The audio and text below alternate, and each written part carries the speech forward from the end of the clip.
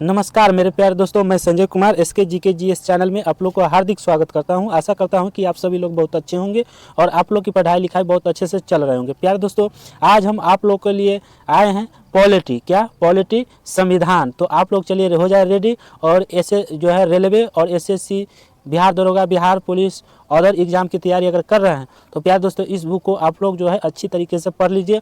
और इसका जो है पीडीएफ आप लोगों को फ्री में इसके डिस्क्रिप्शन में टेलीग्राम का लिंक दे देंगे, आप लोग वहां ज्वाइन करके आप ले सकते हैं। तो चलिए प्यारे दोस्तों ये स्टार्ट करते हैं। स्टार्ट करने से पहले आपको कहना चाहते हैं प्यारे दोस्तों कि अगर आप लोग इस चैनल पर नए हैं और अभी तक चैनल को सब्सक्राइब नहीं किए हैं तो प्लीज़ दोस्तों इस चैनल को पहले जाकर चैनल को सब्सक्राइब। चलिए हम आज का टॉपिक क्या है, तो भारतीय संविधान सभा क्या है। चलिए क्वेश्चन है भारतीय संविधान सभा, ठीक है।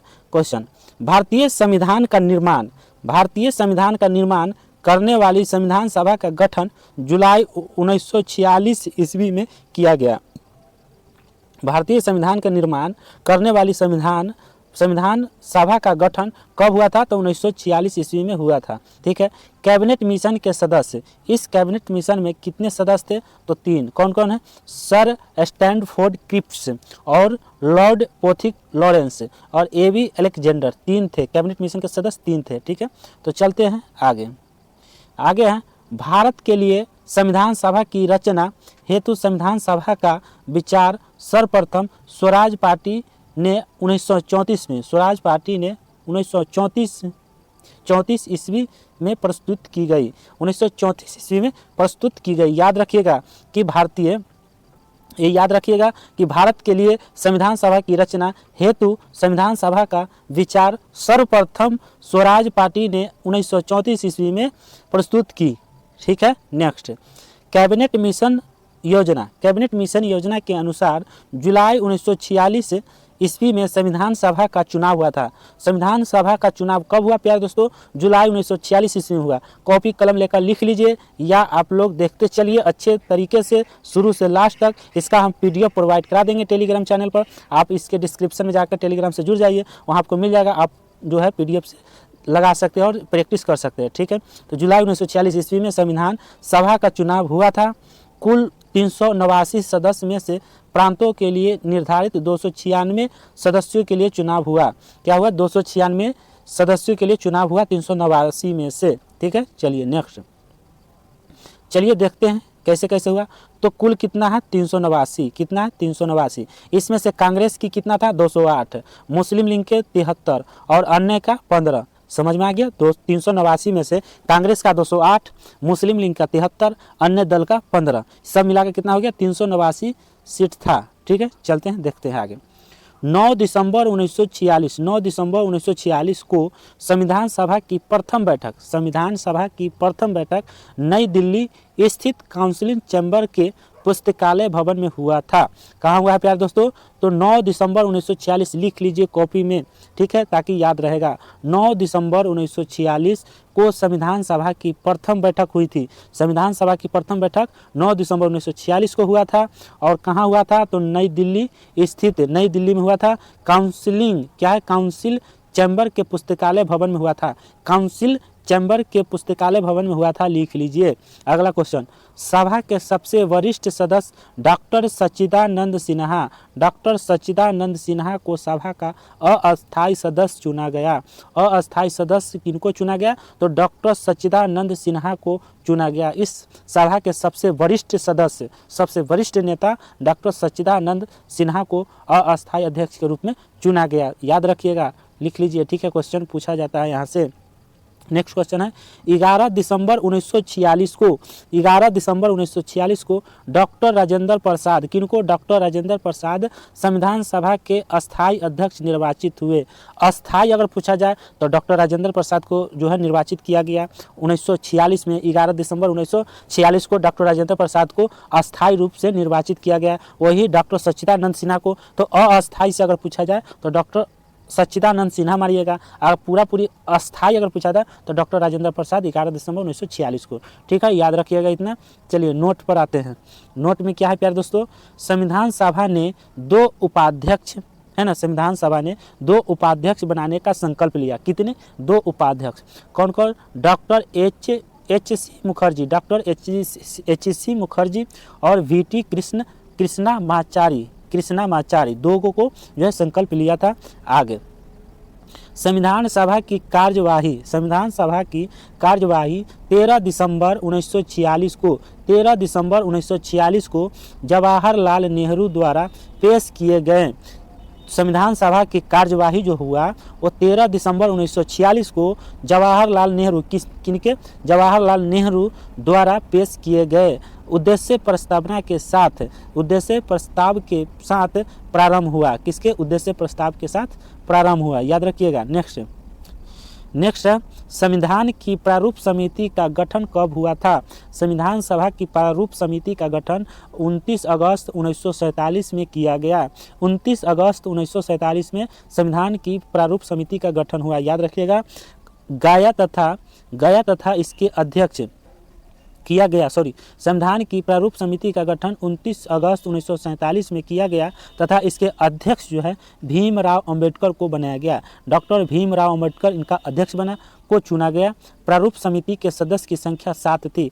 प्रारूप समिति के सदस्यों की संख्या कितनी थी? 7 थी, याद रखिएगा प्यारे दोस्तों। नेक्स्ट क्वेश्चन आ जाइए, बने रहे लास्ट तक, ठीक है। नेक्स्ट क्वेश्चन, अगला क्वेश्चन है प्यारे दोस्तों, अगला क्वेश्चन है कि डॉक्टर भीमराव अंबेडकर, देखिए प्रारूप समिति है, टोटल कितने प्रारूप समिति के सदस्य कितना? 7 है। 3 इधर है, 3 इधर है ना, 3 इधर है, 3 इधर है, समझ में आ रहा है ना। तो इधर से देखिए डॉक्टर भीमराव अंबेडकर अध्यक्ष थे, प्रारूप समिति के अध्यक्ष थे, और एन गोपाल स्वामी अयंगर प्रारूप समिति से जुड़े हुए हैं, है ना, अध्यक्ष थे।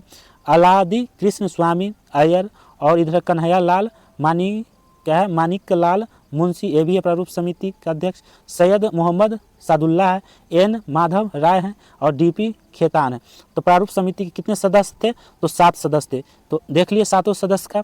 चलिए नेक्स्ट आगे है संविधान सभा का संवैधानिक सलाहकार, क्या है? संवैधानिक सलाहकार सर्वी एन राव को, किसको? सर्वी एन राव को चुना गया, सर्वी एन राव को, ठीक है। नेक्स्ट है नोट में संविधान सभा में अंबेडकर का पहली बार, किनका? अंबेडकर का पहली बार निर्वाचन बंगाल से तथा देश बंटवारे के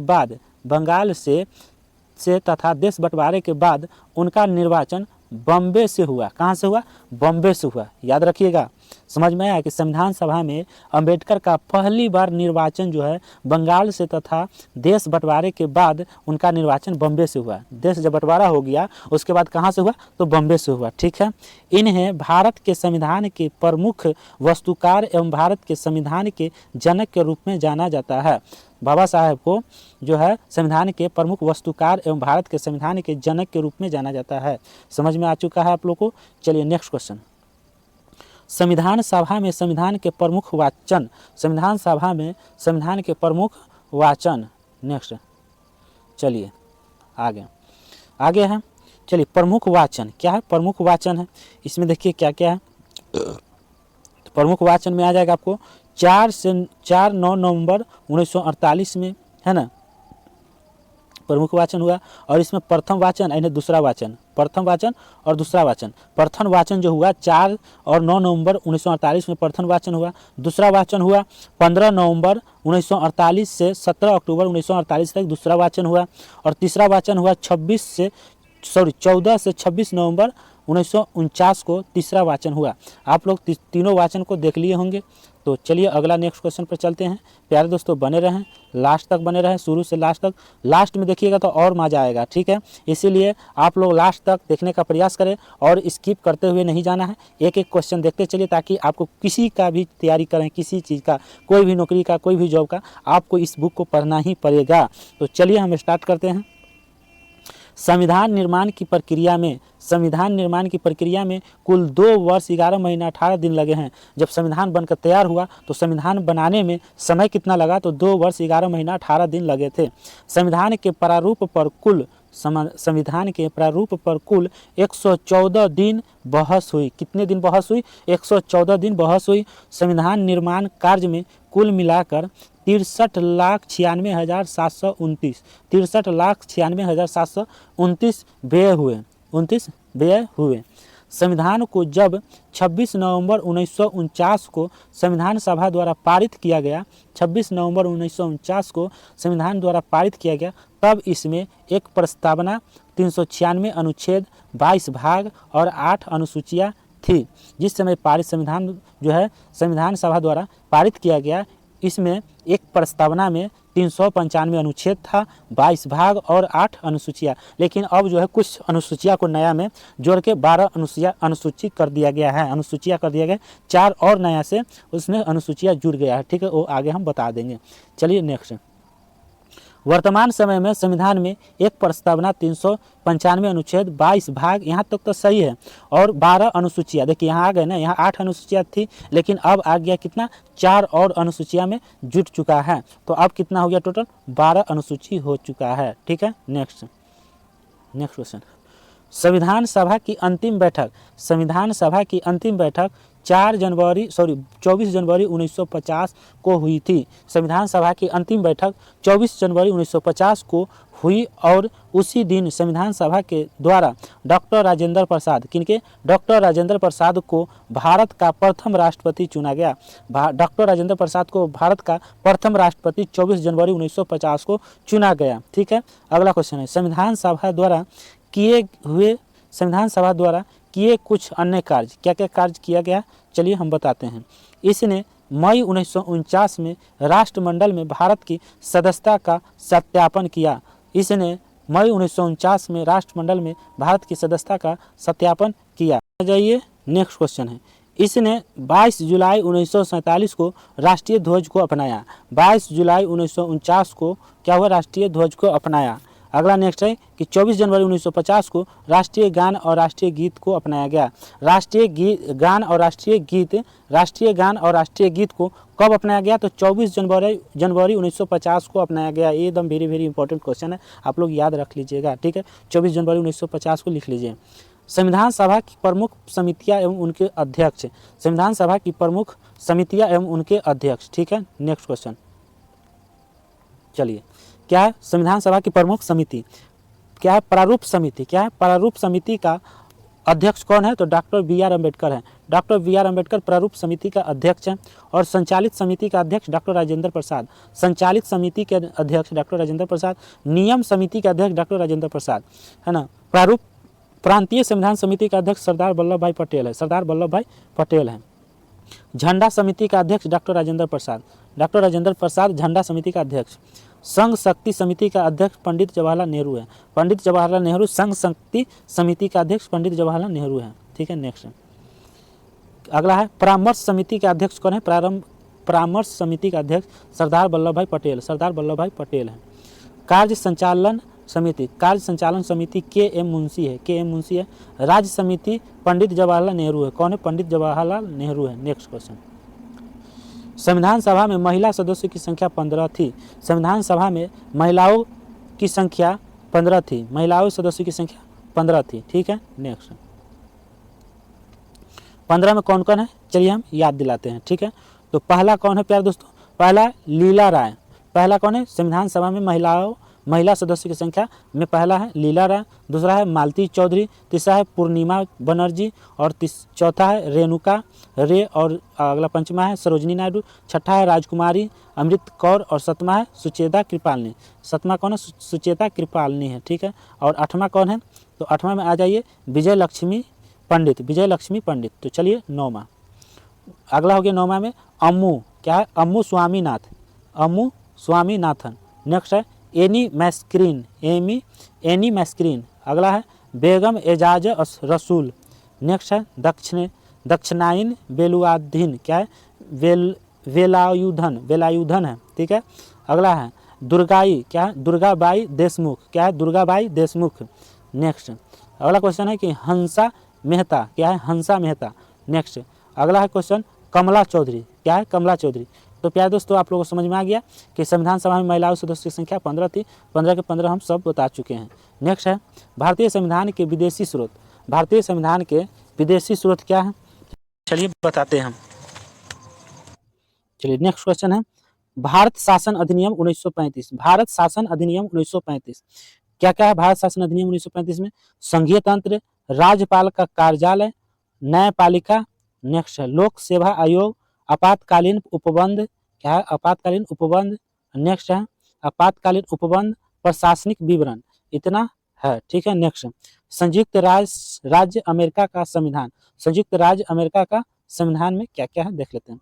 मूल अधिकार, न्यायपालिका की स्वतंत्रता, न्यायिक पूर्वानुलोकन का सिद्धांत, उपराष्ट्रपति का पद, एससी क्या सुप्रीम कोर्ट और हाई कोर्ट के न्यायाधीशों का पद से हटाया जाना, ठीक है।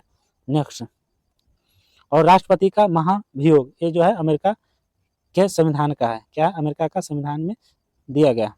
आगे कनाडा का संविधान, क्या कनाडा के संविधान में क्या है, क्या सशक्त केंद्र के साथ संघीय व्यवस्था। अगला अवशिष्ट शक्तियों का केंद्र में निहित होना। अगला है केंद्र द्वारा राज्य के राज्यपालों की नियुक्ति, केंद्र द्वारा राज्य के राज्यपालों की नियुक्ति है। सर्वोच्च न्यायालय का परामर्शी न्याय निर्णयन है। चलिए नेक्स्ट अगला क्वेश्चन है प्यारे दोस्तों, देखते हैं आगे का।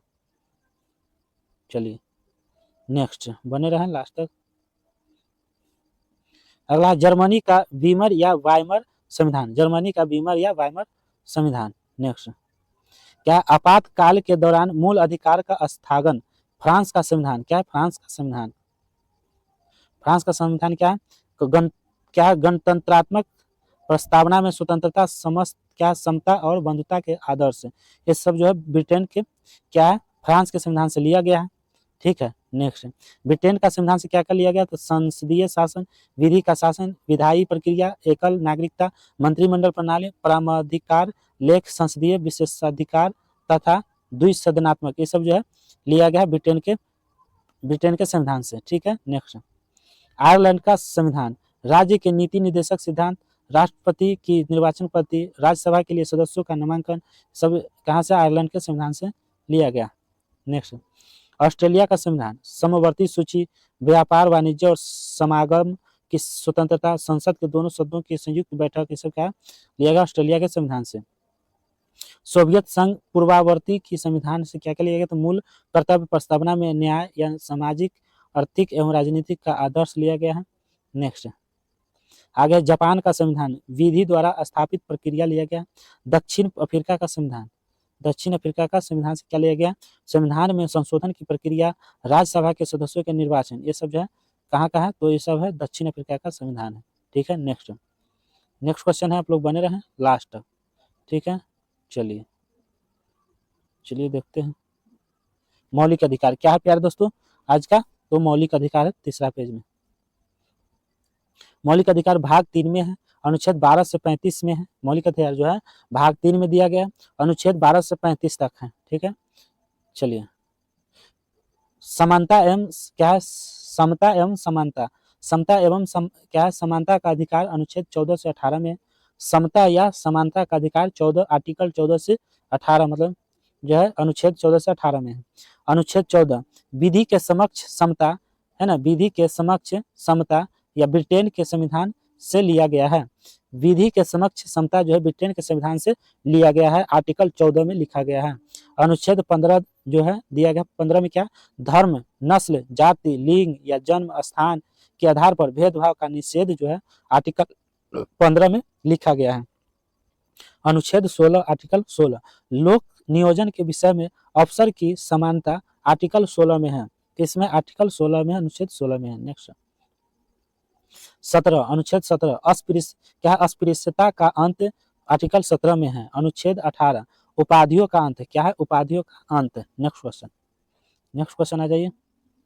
अगला स्वतंत्रता का अधिकार अनुच्छेद 19 से 22 में है। अनुच्छेद 19 है मूल संविधान में 7 तरह की स्वतंत्रता का उल्लेख था, मूल संविधान में 7 तरह की स्वतंत्रता का उल्लेख था, अब सिर्फ 6 है।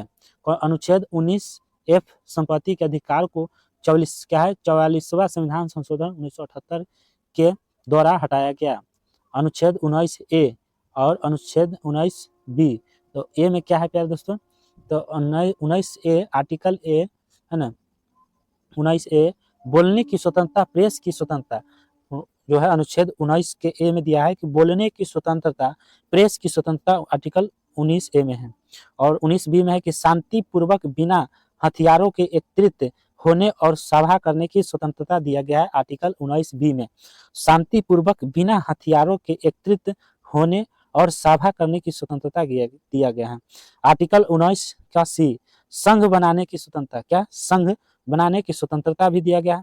आर्टिकल 19 के डी, देश के किसी भी क्षेत्र में आवागमन की स्वतंत्रता है। देश के किसी भी क्षेत्र में आवागमन की स्वतंत्रता दिया गया है आर्टिकल 19 के डी में। ठीक है, नेक्स्ट 19 के ई, देश के किसी भी क्षेत्र में निवास करने और बसने की स्वतंत्रता दिया गया है आर्टिकल 19 के ई में। देश के किसी भी क्षेत्र में कहीं भी चले जाइए, निवास का, अगर देश के किसी भी क्षेत्र में निवास कर रहे हैं या करने का सोच रहे हैं तो वहां कर सकते हैं। बसने की स्वतंत्रता दिया गया है, आप कहीं भी रह सकते हैं, कहीं भी जा सकते हैं, घूम सकते हैं, टहल सकते हैं। तो आर्टिकल 19 में दिया गया है कि देश के किसी भी क्षेत्र में निवास करने और बसने की स्वतंत्रता दिया गया है, बसने की। ठीक है, आर्टिकल 19 का जी, कोई भी व्यापार एवं जीविका चलाने की स्वतंत्रता जो है, व्यापार और जीविका चलाने की स्वतंत्रता आर्टिकल 19 जी में दिया गया है, चला सकते हैं, स्वतंत्र है।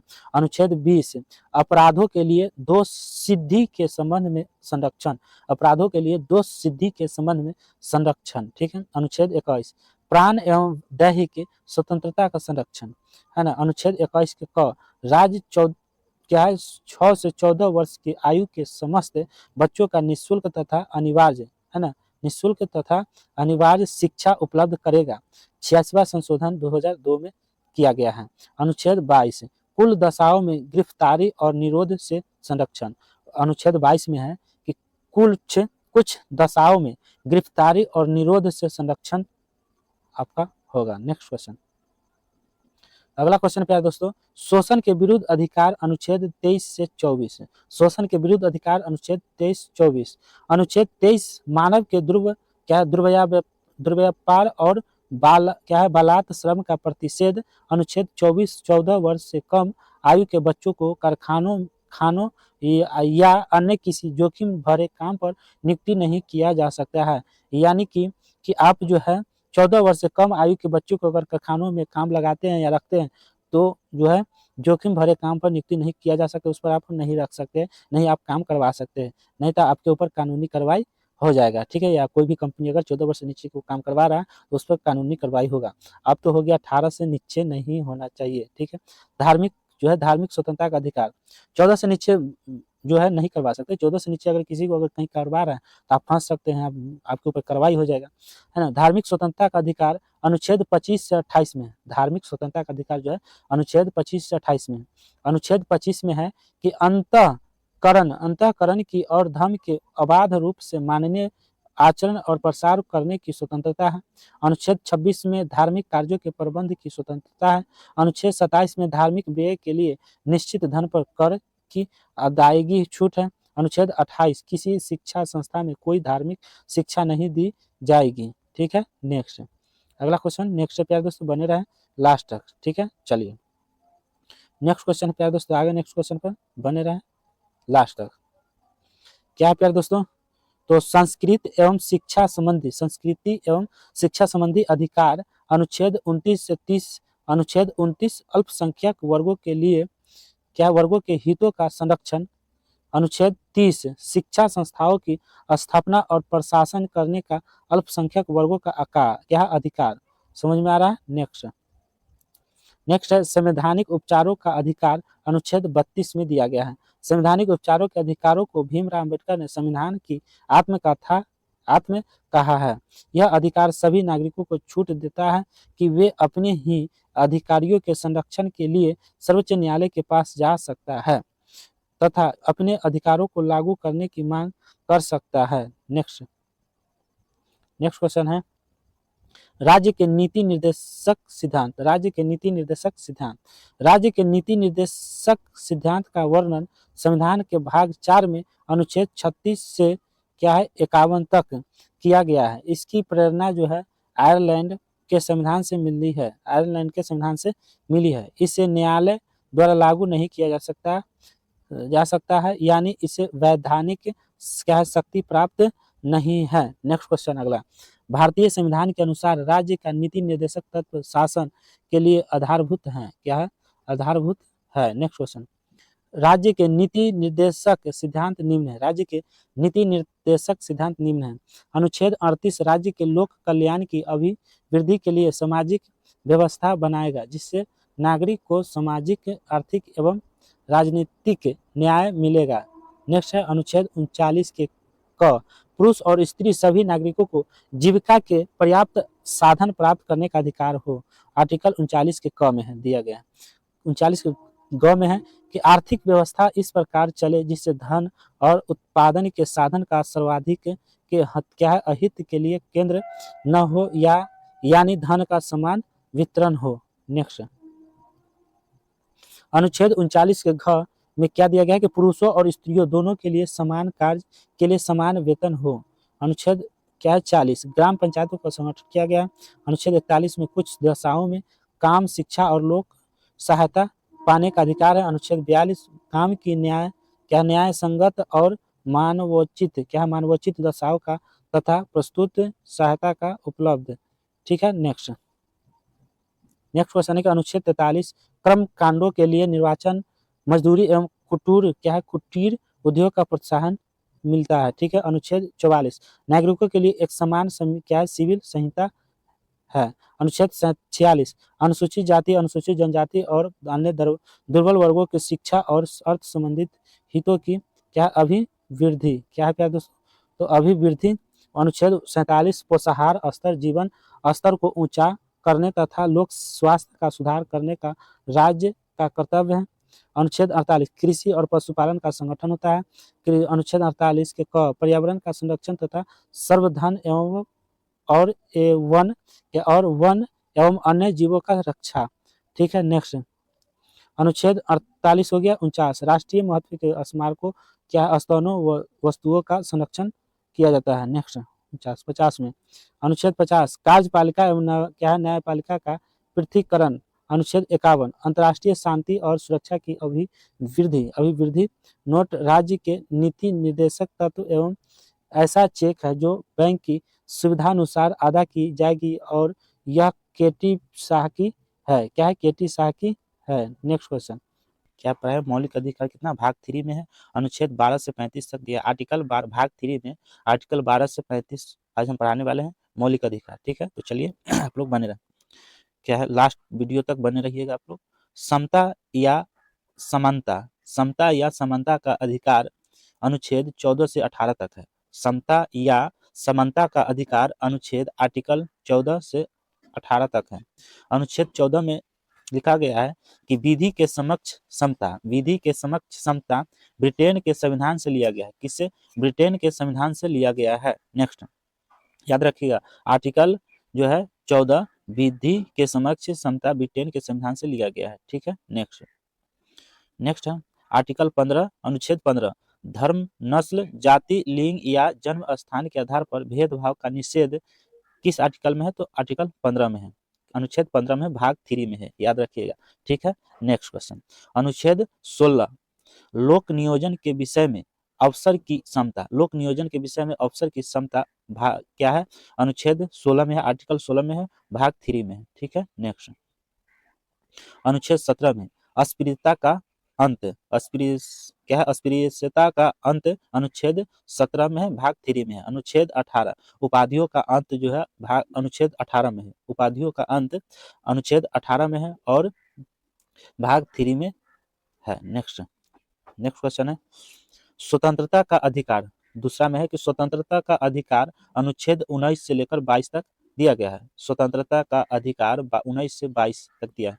अनुच्छेद 19 में है कि मूल संविधान में 7 तरह की स्वतंत्रता का उल्लेख था। मूल संविधान में 7 तरह की स्वतंत्रता का उल्लेख था, अब सिर्फ 6 है। अब कितना है? 6 है, याद रखिएगा। अनुच्छेद 19F संपत्ति के अधिकार को 44वां संविधान संशोधन 1978 के द्वारा हटा दिया गया। 19F संपत्ति के अधिकार को 44वां संविधान संशोधन 1978 के द्वारा 1978 में हटा दिया गया है ना, 19F को। नेक्स्ट 19A अनुच्छेद को बोलने की स्वतंत्रता, प्रेस की स्वतंत्रता, बोलने की स्वतंत्रता और प्रेस की स्वतंत्रता आर्टिकल 19A में दिया गया है। स्वतंत्रता का अधिकार अनुच्छेद 19A में दिया गया है। ठीक है। नेक्स्ट बोलने और प्रेस की स्वतंत्रता 19A में है। 19 बी में क्या है, शांतिपूर्वक बिना हथियारों के एकत्रित होने और सभा करने की स्वतंत्रता आर्टिकल 19 बी में दिया गया है ना। शांतिपूर्वक बिना हथियार के आप कहीं भी सभा लगा सकते हैं, कर सकते हैं, है ना, और एकत्रित होकर आप जो है सभा कर सकते हैं, आर्टिकल 20 में स्वतंत्रता दिया गया है। ठीक है आप लोग को।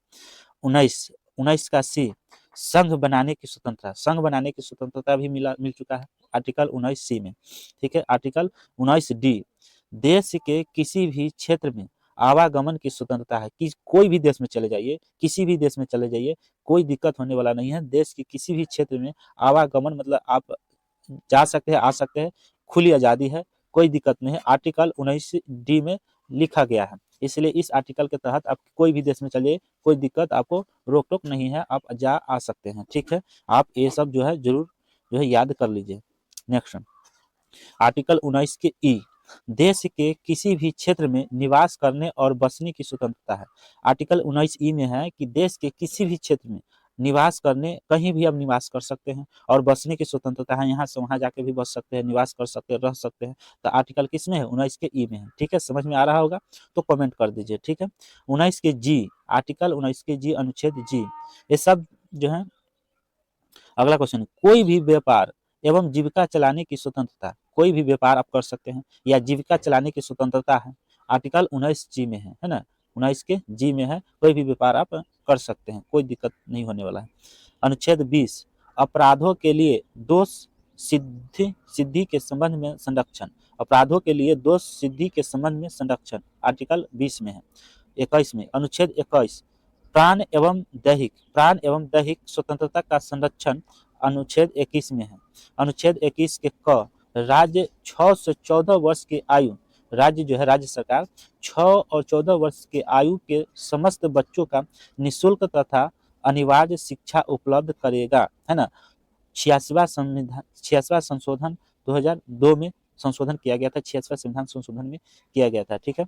नेक्स्ट अगला क्वेश्चन है, अनुच्छेद 22, कुछ दशाओं में गिरफ्तारी और निरोध से संरक्षण, कुछ दशाओं में गिरफ्तारी और निरोध से संरक्षण, अनुच्छेद 22 में है। ठीक है। नेक्स्ट क्वेश्चन आ जाइए। अगला है शोषण के विरुद्ध, तीसरा शोषण के विरुद्ध अधिकार, अनुच्छेद 23 से 24, आर्टिकल 23 से 24 में है शोषण के विरुद्ध अधिकार। ठीक है, चलते हैं देखते हैं। अनुच्छेद 23 में है मानव के दुर्व्यापार, क्या है, दुर्व्यापार, मानव के दुर्व्यापार और बालता श्रम, क्या है, बालता श्रम का प्रतिषेध करना, ये क्या है, अनुच्छेद 23 में है मानव के दुर्व्यापार और बालता श्रम का प्रतिषेध। अनुच्छेद 24, 14 वर्ष से कम आयु के बच्चों को कारखानों है ना, खानों या अन्य किसी जोखिम भरे काम पर नियुक्त नहीं किया जा सकता है। मतलब कहने का मतलब है कि कोई भी बच्चा है 14 वर्ष से अगर छोटे हैं, कम उम्र के बच्चे 14 से अगर नीचे है, कम आयु के हैं, तो उनको कोई भी कंपनी, कोई भी कारखाना, कहीं भी वो काम नहीं कर सकता है। अगर ऐसा करता है तो उस पर कार्रवाई किया जाएगा इस आर्टिकल के तहत, है ना, आर्टिकल 24 के तहत। ठीक है, समझ गए आप लोग। चलिए नेक्स्ट है धार्मिक स्वतंत्रता का अधिकार, क्या है, धार्मिक स्वतंत्रता का अधिकार है 4 में दिया हुआ है। ठीक है, क्या है, अनुच्छेद 35 से 28, क्या है, सॉरी 25 से 28 है, अनुच्छेद 25 से 28 तक दिया गया। अनुच्छेद 25, अंतकरण की ओर धर्म के अवकाश रूप से मानने, आचरण और प्रसार करने की स्वतंत्रता है, आर्टिकल 25 में। क्या है, अंतःकरण की ओर धर्म के अबाध रूप से मानने, आचरण और प्रसार करने की स्वतंत्रता है। अनुच्छेद 26, धार्मिक कार्यों के प्रबंध की स्वतंत्रता है। अनुच्छेद 27, धार्मिक व्यय के लिए निश्चित धन पर कर की अदायगी से छूट है। अनुच्छेद 28, किसी शिक्षा संस्था में कोई धार्मिक शिक्षा नहीं दी जाएगी, किसी शिक्षा संस्था में कोई धार्मिक शिक्षा नहीं दी जाएगी, है ना, आर्टिकल 28 में है। चलिए नेक्स्ट क्वेश्चन पर आते हैं। आप लोग बने रहे प्यार दोस्तों। अगर आप लोग इस चैनल पर नए हैं और अभी तक चैनल को सब्सक्राइब नहीं किए हैं तो प्लीज दोस्तों आप लोग चैनल को सब्सक्राइब करके बेल आइकन घंटी को दबा के ऑल कर लीजिए। ठीक है। नेक्स्ट, संस्कृति एवं शिक्षा संबंधित अधिकार, संस्कृति एवं शिक्षा संबंधी अधिकार अनुच्छेद 29 से 30 तक दिया गया है ना। संस्कृति एवं शिक्षा संबंधी अधिकार जो है अनुच्छेद 29 से 30 तक दिया गया है। अनुच्छेद 29 अल्पसंख्यक वर्गों के हितों का संरक्षण है। अनुच्छेद जो है 29 अल्पसंख्यक वर्गों के हितों का संरक्षण है। समझ गए। अनुच्छेद 30 शिक्षा संस्थाओं की क्या है स्थापना। शिक्षा संस्थाओं की स्थापना और प्रशासन करने की अल्पसंख्यक वर्गों का अधिकार क्या है, आर्टिकल 30 में दिया गया है। अगला है छठा। छठा में है क्या प्यारे दोस्तों कि क्या है, संवैधानिक उपचारों के अधिकार अनुच्छेद 32 में है। संवैधानिक उपचारों का अधिकार जो है अनुच्छेद 32 में है। संवैधानिक उपचारों के अधिकारों को भीमराव अंबेडकर ने संविधान की आत्मा कहा है। क्या है, संविधान का आत्मा कहा है। यह अधिकार सभी नागरिकों को छूट देता है। क्या देता है प्यारे दोस्तों, छूट देता है। नेक्स्ट, छूट देता है कि वे अपनी ही अधिकारों के संरक्षण के लिए सर्वोच्च न्यायालय के पास जा सकते हैं तथा अपने अधिकारों को लागू करने की मांग कर सकते हैं। नेक्स्ट नेक्स्ट है राज्य के नीति निर्देशक सिद्धांत। राज्य के नीति निर्देशक सिद्धांत का वर्णन संविधान के भाग 4 में अनुच्छेद 36 से 51 तक किया गया है। कितना, 36 से भाग 4 में है कि अनुच्छेद 36 से 51 तक किया गया है। इसकी प्रेरणा आयरलैंड के संविधान से मिली है। इसकी प्रेरणा जो है कहाँ से मिला है, तो आयरलैंड के संविधान से मिला है, याद रखिएगा। नेक्स्ट क्वेश्चन है, अगला है इसे न्यायालय द्वारा लागू नहीं किया जा सकता। इसके जो है न्यायालय द्वारा लागू नहीं किया जा सकता, यानी इसे क्या है, वैधानिक शक्ति प्राप्त नहीं है। वैधानिक जो है शक्ति प्राप्त नहीं है। भारतीय संविधान के अनुसार राज्य का नीति निर्देशक तत्व शासन के लिए आधारभूत है। भारतीय संविधान के अनुसार राज्य का नीति निर्देशक तत्व शासन के लिए आधारभूत है। नेक्स्ट, अगला है राज्य के नीति निर्देशक सिद्धांत निम्न है। राज्य के नीति निर्देशक सिद्धांत निम्न है। क्या है, अनुच्छेद 38 राज्य लोक कल्याण की अभिवृद्धि के लिए सामाजिक व्यवस्था बनाएगा। आर्टिकल 38 में है कि राज्य लोक कल्याण की अभिवृद्धि के लिए सामाजिक व्यवस्था बनाएगा जिससे नागरिक को सामाजिक, आर्थिक एवं राजनीतिक न्याय मिलेगा। नेक्स्ट, अनुच्छेद 39 के क पुरुष और स्त्री सभी नागरिकों को जीविका के क्या पर्याप्त साधन प्राप्त करने का अधिकार हो। अनुच्छेद 39 के क में है पुरुष और स्त्री सभी नागरिकों को जीविका के पर्याप्त साधन प्राप्त करने का अधिकार हो। नेक्स्ट, अगला है 39 के ग आर्थिक व्यवस्था। क्या है प्यारे दोस्तों, आर्थिक व्यवस्था इस प्रकार चले जिससे धन और उत्पादन के साधन का साधारण के अहित के लिए केंद्र न हो, यानी धन का समान वितरण हो। आर्टिकल 39 के ग में है। 39 के घ पुरुष और स्त्रियों दोनों के लिए समान कार्य के लिए समान वेतन हो। आर्टिकल 39 के घ में दिया गया है। नेक्स्ट, अनुच्छेद 40 ग्राम पंचायतों का संगठन किस आर्टिकल में है, 40 में। अनुच्छेद 40 में है ग्राम पंचायतों का संगठन। अनुच्छेद 41 कुछ दशाओं में काम, शिक्षा और लोक सहायता पाने का अधिकार। कुछ दशाओं में काम, शिक्षा और लोक सहायता पाने का अधिकार आर्टिकल 41 में दिया गया है। अनुच्छेद 42 काम की न्याय संगत और मनोविच दशाओं का तथा प्रसूति सहायता का उपलब्ध क्या है, अनुच्छेद 42 में है।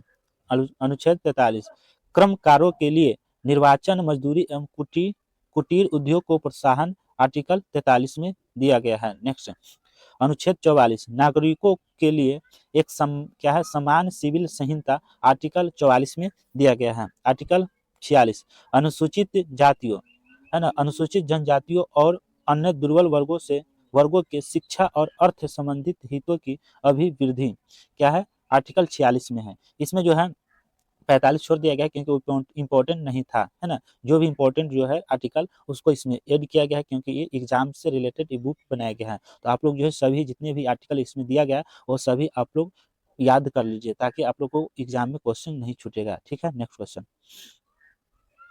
अगला क्वेश्चन है 47 नंबर आर्टिकल 47 पोषाहार। क्या है, पोषाहार स्तर जीवन स्तर को ऊंचा करने तथा लोक स्वास्थ्य का सुधार करने का राज्य का कर्तव्य है। क्या, अनुच्छेद 47 में।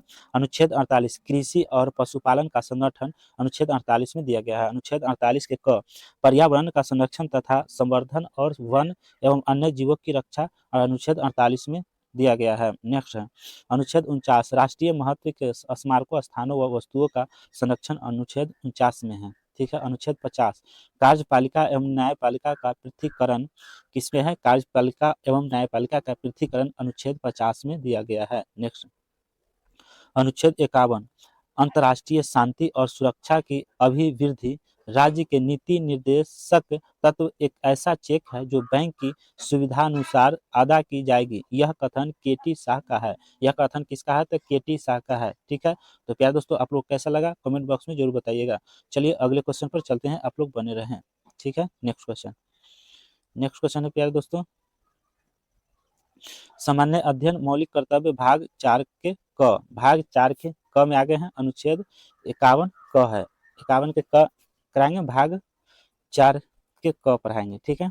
नेक्स्ट क्या है? सरदार स्वर्ण सिंह समिति की अनुशंसा पर संविधान के 42वें संशोधन 1976 ईस्वी के द्वारा मौलिक कर्तव्य को संविधान में जोड़ा गया। 42वें संविधान संशोधन 1976 ईस्वी के द्वारा मौलिक कर्तव्य को संविधान में जोड़ा गया है। मौलिक कर्तव्य को संविधान में कब जोड़ा गया? तो 1976 में है, 42वें संविधान संशोधन के तहत, याद रखिएगा। ठीक है। अगर पूछ दिया जाए कि किस संविधान संशोधन के तहत जो है मौलिक कर्तव्य को जोड़ा गया, तो 42वें संविधान संशोधन के तहत मारिएगा। किस वर्ष? तो 1976 में। ठीक है। नेक्स्ट इससे रूस के संविधान से लिया गया है। जो है मौलिक कर्तव्य जो है किस संविधान से लिया गया था? तो रूस के संविधान से लिया गया था। इसे भाग 4 के क में अनुच्छेद 51 के क के तहत रखा गया है। भाग 4 के क में रखा गया है मौलिक कर्तव्य, और 51 अनुच्छेद 51 के क के तहत रखा गया है, याद रखिएगा। नेक्स्ट नागरिकों के क्या है? कर्तव्य है। नागरिकों का कर्तव्य, तो चलिए देखते हैं क्या है नागरिकों का कर्तव्य है। ऊपर में क्या है? देश की रक्षा के लिए तत्पर रहें। देश की रक्षा के लिए तत्पर डटे रहें। ठीक है। नेक्स्ट है स्वतंत्रता सेनानियों के आदर्शों का पालन करें। स्वतंत्रता सेनानियों के आदर्शों का पालन करें। ठीक है। आगे चलिए देखते हैं। संविधान का पालन, राष्ट्रीय ध्वज व राष्ट्रगान का आदर करें। संविधान का पालन, राष्ट्रीय ध्वज व राष्ट्रगान का आदर करें। अगला है व्यक्तिगत सामूहिक गतिविधियों को बढ़ावा देना। ठीक है। नेक्स्ट है बच्चों को शिक्षा के अवसर देना। बच्चों को शिक्षा के अवसर देना बेहतर जरूरी है। देश की एकता व अखंडता बनाए रखना। देश की एकता एवं अखंडता बनाए रखना, ये आप लोग समझ सकते हैं। सार्वजनिक संपत्ति की सुरक्षा। सार्वजनिक संपत्ति की सुरक्षा कर सकते हैं। वैज्ञानिक दृष्टिकोण का विकास। वैज्ञानिक दृष्टिकोण का विकास, पर्यावरण का सुरक्षा और गौरवशाली परंपराओं को आगे बढ़ावे, है ना। गौरवशाली परंपराओं को आगे बढ़ाए। और क्या है?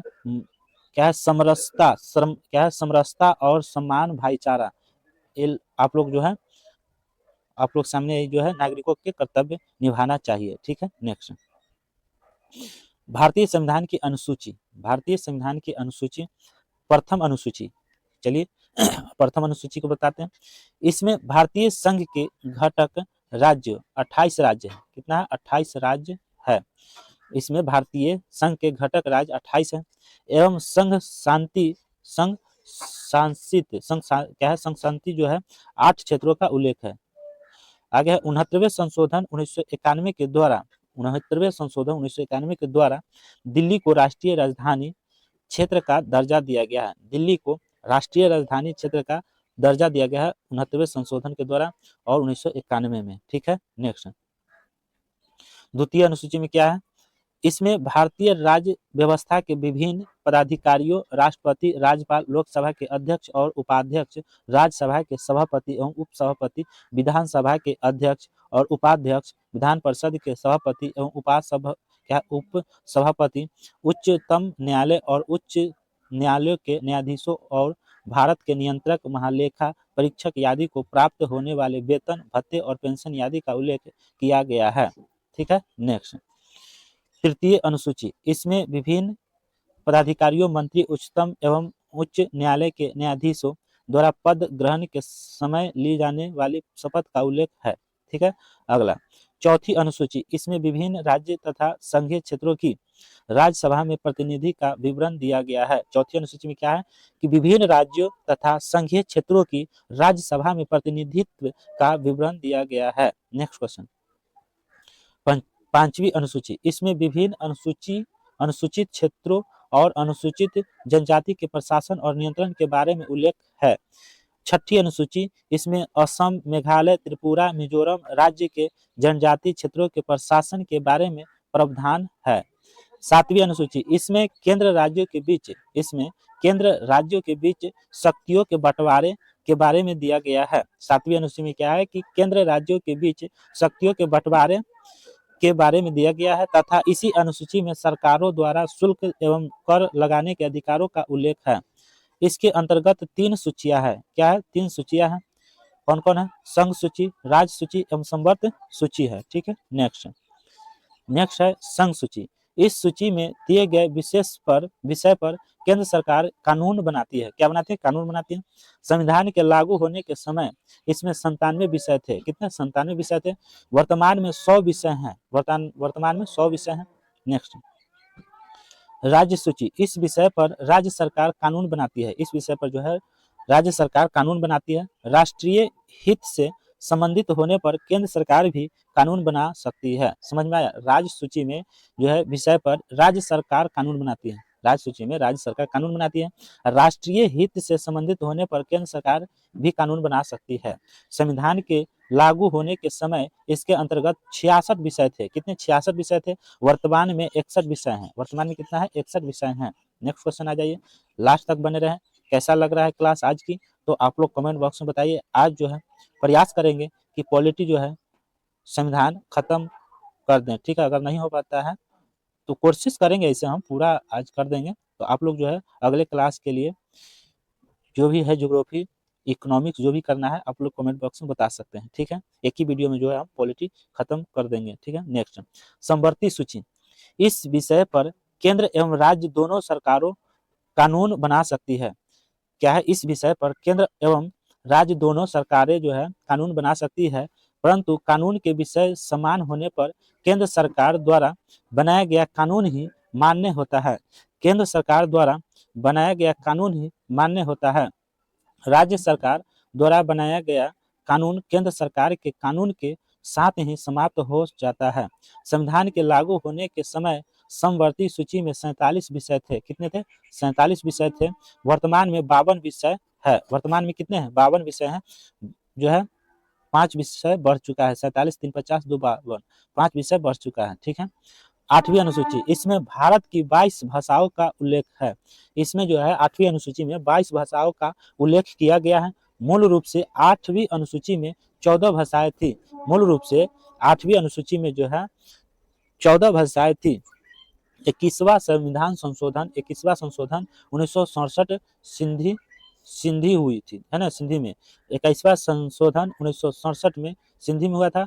71वां संशोधन 1992 में कोंकणी, मणिपुरी, नेपाली में हुआ था। नेक्स्ट, 71वां संशोधन 1992 कोंकणी, मणिपुरी, नेपाली भाषा में है।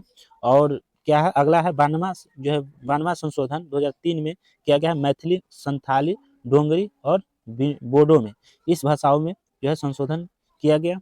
नेक्स्ट, 9वीं अनुसूची। 9वीं अनुसूची, यह अनुसूची प्रथम संविधान अधिनियम 1951 ईस्वी के द्वारा जोड़ी गई। इसके अंतर्गत राज्य द्वारा संपत्ति के अधिग्रहण की विधियों का उल्लेख किया गया है। इसके अंतर्गत राज्य द्वारा संपत्ति के अधिग्रहण की विधियों का उल्लेख किया गया है। ठीक है, याद है कि जो है 9वीं अनुसूची प्रथम संविधान अधिनियम 1951 ईस्वी के द्वारा जोड़ी गई है। 1951 ईस्वी के द्वारा जोड़ी गई है प्रथम संविधान अधिनियम, याद रखिएगा। इसके अंतर्गत राज्य द्वारा संपत्ति के अधिग्रहण की विधि का उल्लेख किया गया है। नेक्स्ट, 10वीं अनुसूची। यह संविधान में 92वें संविधान 1985 ईस्वी के द्वारा जोड़ी गई है। इसमें दल बदल से संबंधित प्रावधानों का उल्लेख है। दल बदल, है ना? दल बदल से संबंधित प्रावधानों का उल्लेख किसमें है? 10वीं अनुसूची में है। 92वें संविधान संशोधन में इस जो है जोड़ी गई है 10वीं अनुसूची 1985 ईस्वी में, याद रखिएगा। 11वीं अनुसूची।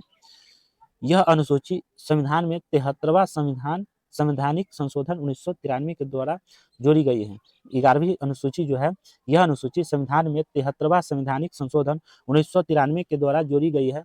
इसमें पंचायती राज संस्थाओं को कार्य करने के लिए 29 विषय प्रदान किए गए थे। कितने? 29 विषय प्रदान किए गए थे। ठीक है, 12वीं अनुसूची लास्ट है क्योंकि टोटल 12 अनुसूची है। 12वीं अनुसूची, यह अनुसूची संविधान में 74वें 12वीं अनुसूची जो है, यह अनुसूची संविधान में 74वें संवैधानिक संशोधन 1993 के द्वारा जोड़ी गई है। इसमें शहरी क्षेत्र की स्थानीय स्वशासन संस्थाओं को कार्य करने के लिए 18 विषय प्रदान किए गए थे। कितने विषय? 18 विषय प्रदान किए गए थे। नेक्स्ट, राज्यों का पुनर्गठन 1 अक्टूबर 1953 को आंध्र प्रदेश राज्य का गठन हुआ। याद रखिएगा, आंध्र प्रदेश राज्य का गठन कब हुआ? 1993, 1 अक्टूबर 1993 में हुआ। याद रखिएगा, राज्य स्वतंत्रता भारत में भाषा के आधार पर गठित होने वाला पहला राज्य था आंध्र प्रदेश। राज्य स्वतंत्रता भारत में भाषा के आधार पर गठित होने वाला पहला राज्य था आंध्र प्रदेश। ठीक है, नेक्स्ट अगला जाइए। अगला क्वेश्चन है प्यारे दोस्तों, राज्य पुनर्गठन आयोग के अध्यक्ष फजल अली थे। कौन थे? फजल अली थे। याद रखिए, राज्य पुनर्गठन आयोग के अध्यक्ष कौन थे? तो फजल अली थे। राज्य पुनर्गठन अधिनियम जुलाई 1956 में पास किया गया। कब किया गया? 1956 में राज्य पुनर्गठन अधिनियम जुलाई 1956 में पास किया गया। इसके अनुसार भारत में 14 राज्य 6 केंद्र शासित प्रदेश 14 राज्य 6 केंद्र शासित प्रदेश स्थापित किए गए थे। ठीक है, नेक्स्ट क्वेश्चन। अगला क्वेश्चन है, 1 मई 1960 को बंबई राज्य का बंटवारा करके महाराष्ट्र एवं गुजरात राज्य का गठन किया गया। बंबई राज्य का बंटवारा करके महाराष्ट्र एवं गुजरात राज्य का गठन कब किया गया? तो 1 मई 1960 को। याद रखिएगा, 1 मई 1960 को बंबई राज्य को बंटवारा करके महाराष्ट्र एवं गुजरात राज्य का गठन किया गया है। याद रखिएगा। नेक्स्ट है, 1 नवंबर 1966 में पंजाब को विभाजित करके पंजाबी भाषा एवं हरियाणा हिंदी भाषी 2 राज्य का गठन किया गया। पंजाबी भाषा और हरियाणा हिंदी भाषी 2 राज्यों का गठन किया गया 1 नवंबर 1966 में पंजाब को विभाजित करके। याद रखिएगा। नेक्स्ट, 25 जनवरी 1971 को हिमाचल प्रदेश को पूर्ण राज्य का दर्जा मिला।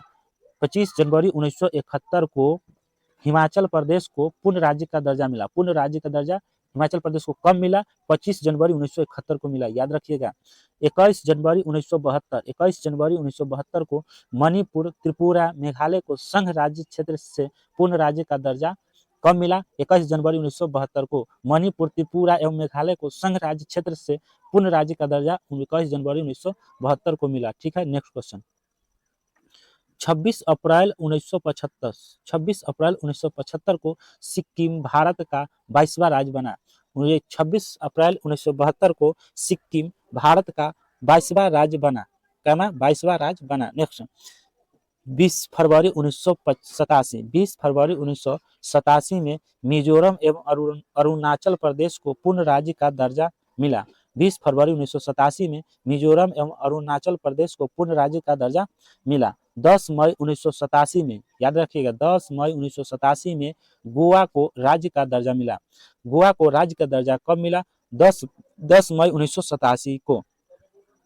1 नवंबर 2000 को मध्य प्रदेश से अलग कर 36 राज्य का गठन किया गया। मध्य प्रदेश से अलग, पहले मध्य प्रदेश में ही छत्तीसगढ़ था, है ना? तो मध्य प्रदेश से अलग कर दिया गया, छत्तीसगढ़ राज्य का गठन 1 नवंबर 2000 को किया गया। ठीक है, याद रखिएगा। नेक्स्ट, अगला आ जाइए। 1 नवंबर, एक और है जो 1 नवंबर को हुआ है। 1 नवंबर 2000 को उत्तर प्रदेश से अलग कर उत्तरांचल राज्य का गठन 27वां राज्य, बाद में इसका नाम उत्तराखंड किया गया। उत्तरांचल राज्य का बाद में नाम बदल के उत्तराखंड कर दिया गया। 1 नवंबर 2000 को उत्तर प्रदेश से अलग हो गया था उत्तराखंड। ठीक है, याद रखिएगा। 15 नवंबर 2000 को बिहार से अलग 15 नवंबर 2000 को बिहार से अलग कर झारखंड राज्य का गठन 28वां राज्य में मिला लिया गया। बिहार से अलग कर झारखंड राज्य का गठन 28वां राज्य में मिला लिया गया। ठीक है, तो बिहार से अलग झारखंड जो हुआ कब हुआ? तो 15 नवंबर 2000 को हुआ। याद रखिएगा, 28वां राज्य में शामिल कर लिया गया था। नेक्स्ट, 2 जून 2014 को आंध्र प्रदेश से अलग कर तेलंगाना राज्य का गठन 29वां राज्य में शामिल किया गया। 2 जून 2014 को आंध्र प्रदेश से अलग कर तेलंगाना राज्य का गठन नया से बनाया गया, 29वां राज्य में शामिल कर लिया गया था।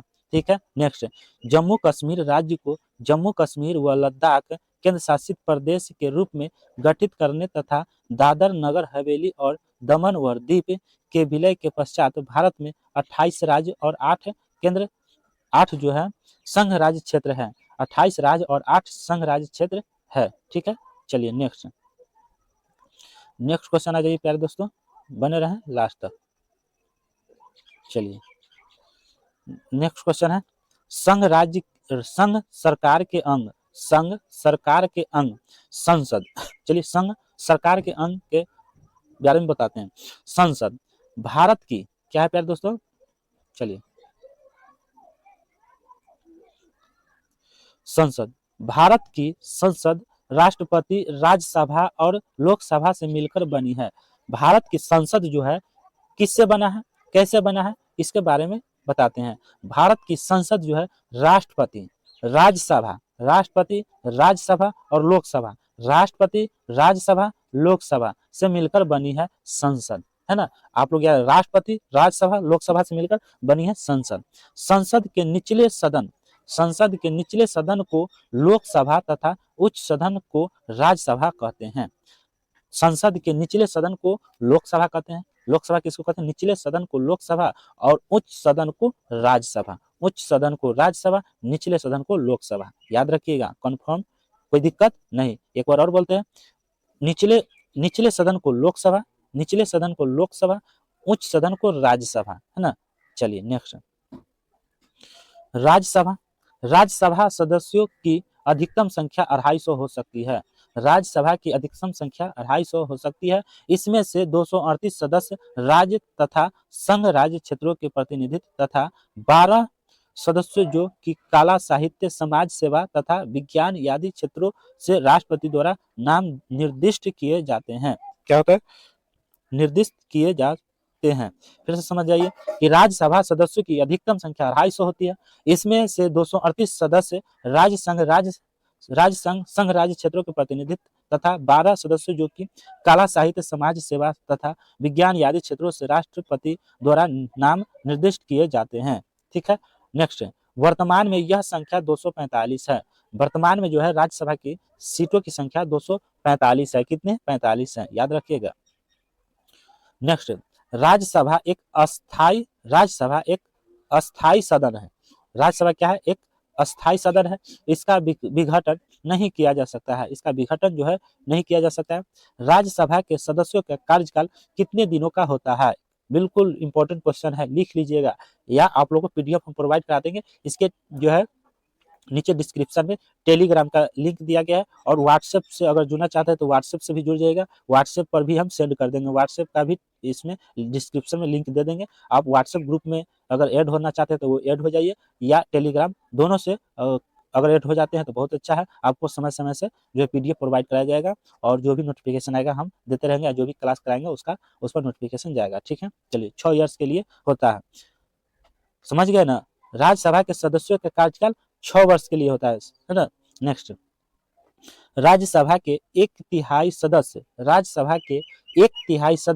प्रत्येक 2 वर्ष पश्चात अवकाश ग्रहण करते हैं। प्रत्येक 2 वर्ष, है ना, प्रत्येक 2 वर्ष पश्चात अवकाश ग्रहण करते हैं। उनकी जगह नए सदस्य निर्वाचित हो जाते हैं।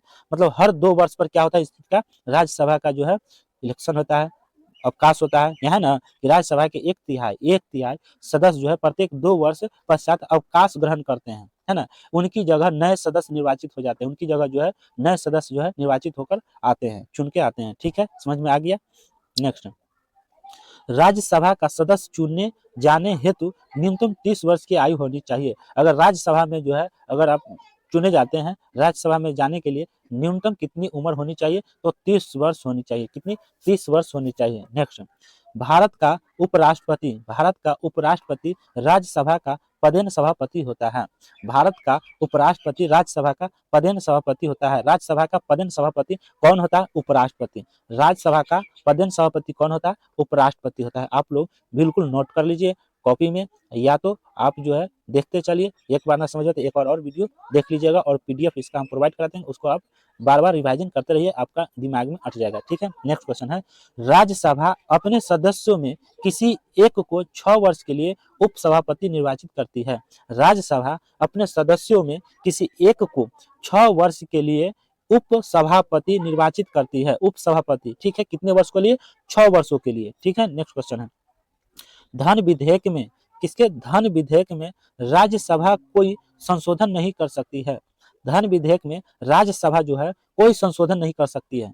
ठीक है, आप लोग समझ सकते हैं। नेक्स्ट क्वेश्चन, धन विधेयक को राज्यसभा 14 दिन में अपनी सिफारिशों के साथ वापस कर देती है। धन विधेयक को राज्यसभा जो है 14 दिनों में अपनी सिफारिशों के साथ वापस कर देती है, याद रखिएगा। राज्यसभा का पहली बार गठन राज्यसभा का पहली बार गठन 3 अप्रैल 1952 ईस्वी को किया गया था। याद रखिएगा, राज्यसभा का पहली बार गठन किस दिन हुआ था? तो सॉरी, किस ईस्वी में हुआ था? तो 1952 में हुआ था। अगर ये किया गया था तो 3 अप्रैल 1952 में। ठीक है, नेक्स्ट, राज्यसभा समाप्त हो गया, अब आते हैं लोकसभा, है ना। राज्यसभा समाप्त हो गया, राज्यसभा हो गया उच्च सदन, और लोकसभा हो गया निम्न सदन, है ना। चलिए निम्न सदन को देखते हैं। लोकसभा के सदस्यों को भारत की जनता प्रत्यक्ष चुनाव द्वारा चुनती है। लोकसभा के सदस्यों को जो है भारत की जनता प्रत्यक्ष चुनाव द्वारा चुनती है, प्रत्यक्ष चुनाव द्वारा जो है चुनती है। नेक्स्ट, लोकसभा में अधिकतम सदस्यों की संख्या 552 होती है, 552 हो सकती है। इनमें से राज्यों के 530 एवं संघ राज्य क्षेत्रों के प्रतिनिधि 20 से अधिक नहीं हो सकती है, 20 से अधिक नहीं हो सकती है राज्य क्षेत्रों के प्रतिनिधि, है ना। नेक्स्ट, चलिए, नोट में है कि 104वां संविधान संशोधन 2019 में किया गया था। 104वां संविधान संशोधन जो है 2019 में किया गया था। एलएस लोकसभा और राज्यसभा, लोकसभा और राज्यसभा एवं राज्य विधानसभाओं में आंगल भारतीयों के लिए सीटों के आरक्षण को समाप्त करता है ना, सीटों के आरक्षण को समाप्त करता है। नेक्स्ट क्वेश्चन है प्यारे दोस्तों, लोकसभा का कार्यकाल 5 वर्ष का होता है, याद रखिएगा। राज्यसभा का पूछेगा तो 6 वर्ष का, हर मतलब 2 वर्ष पर उसका जो है चुनाव होता है। राज्यसभा का हर 2 वर्ष पर होता है, लेकिन टोटल 6 वर्ष में 6 वर्ष का कार्यकाल रहता है। हर एक 2 वर्ष पर प्रतिनिधि जो है चेंज होते रहता है राज्यसभा में। लेकिन यहाँ जो है लोकसभा, हम क्या पढ़ा रहे हैं? लोकसभा, तो लोकसभा में क्या है? 5 वर्ष होता है ना। लेकिन इसके पूर्व भी इसका विघटन हो सकता है, इसका पूर्व भी जो है विघटन हो सकता है लोकसभा में। ठीक है, लोकसभा का सदस्य चुने जाने के लिए 25 वर्ष की आयु होनी चाहिए, है ना। लोकसभा की चुनाव जो है, अगर चुनाव होता है उसमें जो प्रतिनिधि होता है, जो खड़े होते हैं लोकसभा में लड़ने के लिए, वो कितने वर्ष उनका मिनिमम जो है न्यूनतम आयु होनी चाहिए? तो 25 वर्ष। वही अगर राज्यसभा पूछते तो उसमें 30 वर्ष। राज्यसभा उच्च सदन में 30 वर्ष, निम्न सदन लोकसभा 25 वर्ष। यहाँ कंफ्यूज होता है बच्चे लोग, आप लोग जो है कंफ्यूज होते हैं। अगर राज्यसभा पूछ देता है तो 25 वहां मार कर चलाता है कि राज्यसभा में प्रतिनिधि को न्यूनतम आयु कितनी होना चाहिए खड़ा होने के लिए, तो आप लोग मार कर चलाते हैं 25 वर्ष में, क्योंकि 25 आप लोग को याद रहता है। लेकिन नहीं, गलत है। आप लोग जो है अगर जैसे ही राज्यसभा बोलेगा तो समझिए कि उच्च सदन का बात कर रहा है। तो उच्च सदन में क्या है? उच्च के मतलब ज्यादा, मतलब 30 ज्यादा है कि 25 ज्यादा है? तो 30 ज्यादा है। इसका मतलब कि उच्च सदन का बात हो रहा है, तो उच्च मतलब ज्यादा, मतलब उम्र भी ज्यादा होना चाहिए, तो 30 आपको करेक्ट हो जाएगा। ठीक है, अगर निम्न सदन की बात करेगा लोकसभा, लोकसभा मतलब निम्न सदन, निम्न मतलब कम, तो 30 से कम 25, तो 25 से मारिएगा। ये हम एक ट्रिक बताएं तो आप लोग जरूर जिंदगी भर याद रहेगा, आप लोग यहाँ पे जो है लगा सकते हैं। यहाँ गलती मत करिएगा, ठीक है, आपको गलती भी नहीं होगा आज से। ठीक है, बार बार जो आप लोग गलती करते हैं वो आज से गलती जो है नहीं होगा। ठीक है, नेक्स्ट क्वेश्चन, अनुच्छेद 352 के तहत घोषित राष्ट्रीय आपातकाल, है ना, 352 के तहत घोषित राष्ट्रीय आपातकाल के समय लोकसभा का कार्यकाल एक बार में 1 वर्ष के लिए बढ़ाया जा सकता है। एक बार में 1 वर्ष के लिए बढ़ाया जा सकता है। ठीक है, नेक्स्ट, लोकसभा का एक अध्यक्ष तथा एक उपाध्यक्ष होता है। लोकसभा का एक अध्यक्ष और एक उपाध्यक्ष होता है। ठीक है, आ जाइए, संघीय कार्यपालिका। संघीय कार्यपालिका लोकसभा के बाद आता है। ठीक है, चलिए, संघीय कार्यपालिका में आता है राष्ट्रपति। क्या आता है? राष्ट्रपति। तो भारतीय संघ की कार्यपालिका शक्ति राष्ट्रपति में निहित है। राष्ट्रपति में क्या है? निहित है। समझ गए? राष्ट्रपति चुने जाने के लिए न्यूनतम आयु 35 वर्ष होना चाहिए। न्यूनतम आयु कितनी होनी चाहिए राष्ट्रपति? तो 35 वर्ष होनी चाहिए, है ना? 35 वर्ष होनी चाहिए। राष्ट्रपति चुने जाने के लिए लोकसभा की सदस्यता के लिए आवश्यक योग्यता होनी चाहिए। आवश्यक योग्यता जो है होनी चाहिए। नेक्स्ट बने रहें लास्ट तक। और प्यारे दोस्तों, आप लोग क्लास अगर अच्छा लग रहा है तो आप लोग इस चैनल को सब्सक्राइब करके बेल आइकन घंटी को दबा के ऑल कर लीजिए। इसके बाद ज्योग्राफी या इकोनॉमिक्स जो भी कमेंट में आप लोग बताइएगा उसको हम लेकर आने का प्रयास करेंगे। ठीक है। नेक्स्ट, राष्ट्रपति का निर्वाचन अप्रत्यक्ष रूप से होता है। राष्ट्रपति का निर्वाचन जो है अप्रत्यक्ष रूप से होता है, जिसमें संसद के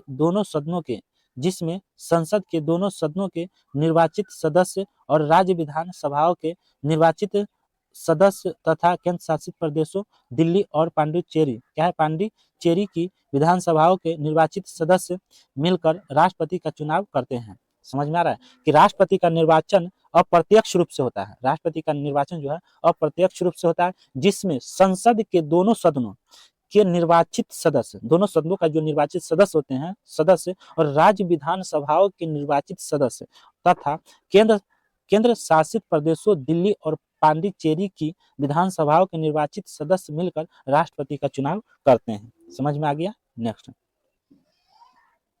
राष्ट्रपति का चुनाव आनुपातिक प्रतिनिधित्व के अनुसार एकल संक्रमणीय मत और गुप्त मतदान द्वारा होता है। राष्ट्रपति का चुनाव जो है आनुपातिक प्रतिनिधित्व के अनुसार एकल संक्रमणीय मत और गुप्त मतदान द्वारा होता है। ठीक है। नेक्स्ट, राष्ट्रपति के उम्मीदवार को नामांकन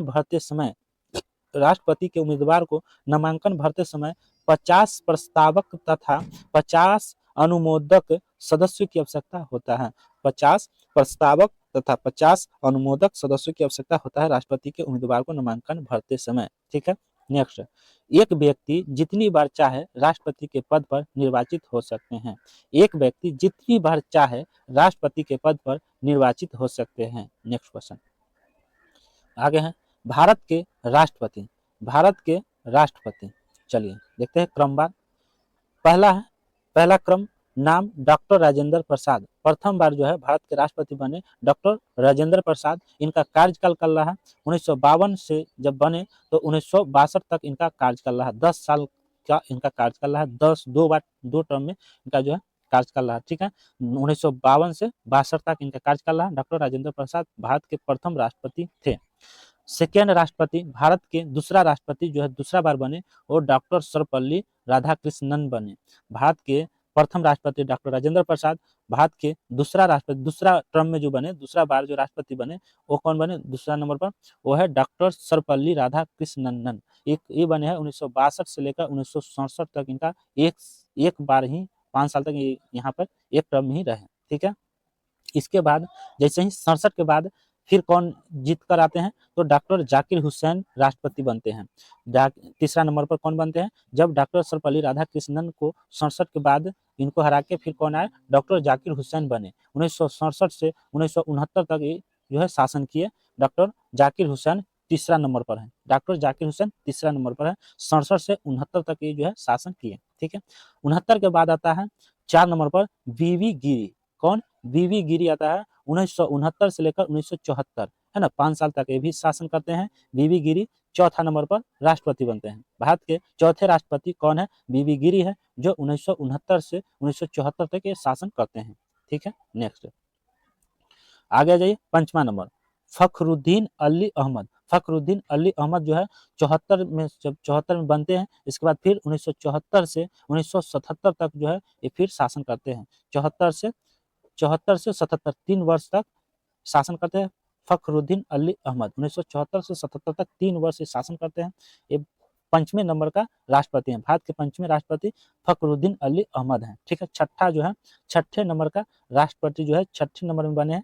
क्रमवार में जो है 6ठा राष्ट्रपति जो है नीलम संजीव रेड्डी है। नीलम संजीव रेड्डी छठे नंबर पर राष्ट्रपति बने थे, है ना।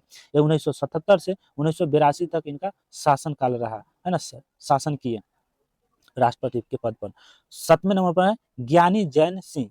ज्ञानी जैन सिंह जो है 7वें नंबर पर राष्ट्रपति बने, जो 1982 से 87 तक ये रहे, 5 साल ये भी शासन किए हैं, पूरा ये अपना कार्यकाल तक रहे, ठीक है। 8वें नंबर पर है आर वेंकटरमन। आर वेंकटरमन जो है राष्ट्रपति है 8वें नंबर का, जो 1987 से 1992 तक ये शासन किए, ये भी अपने पूरे कार्यकाल तक रहे, ठीक है।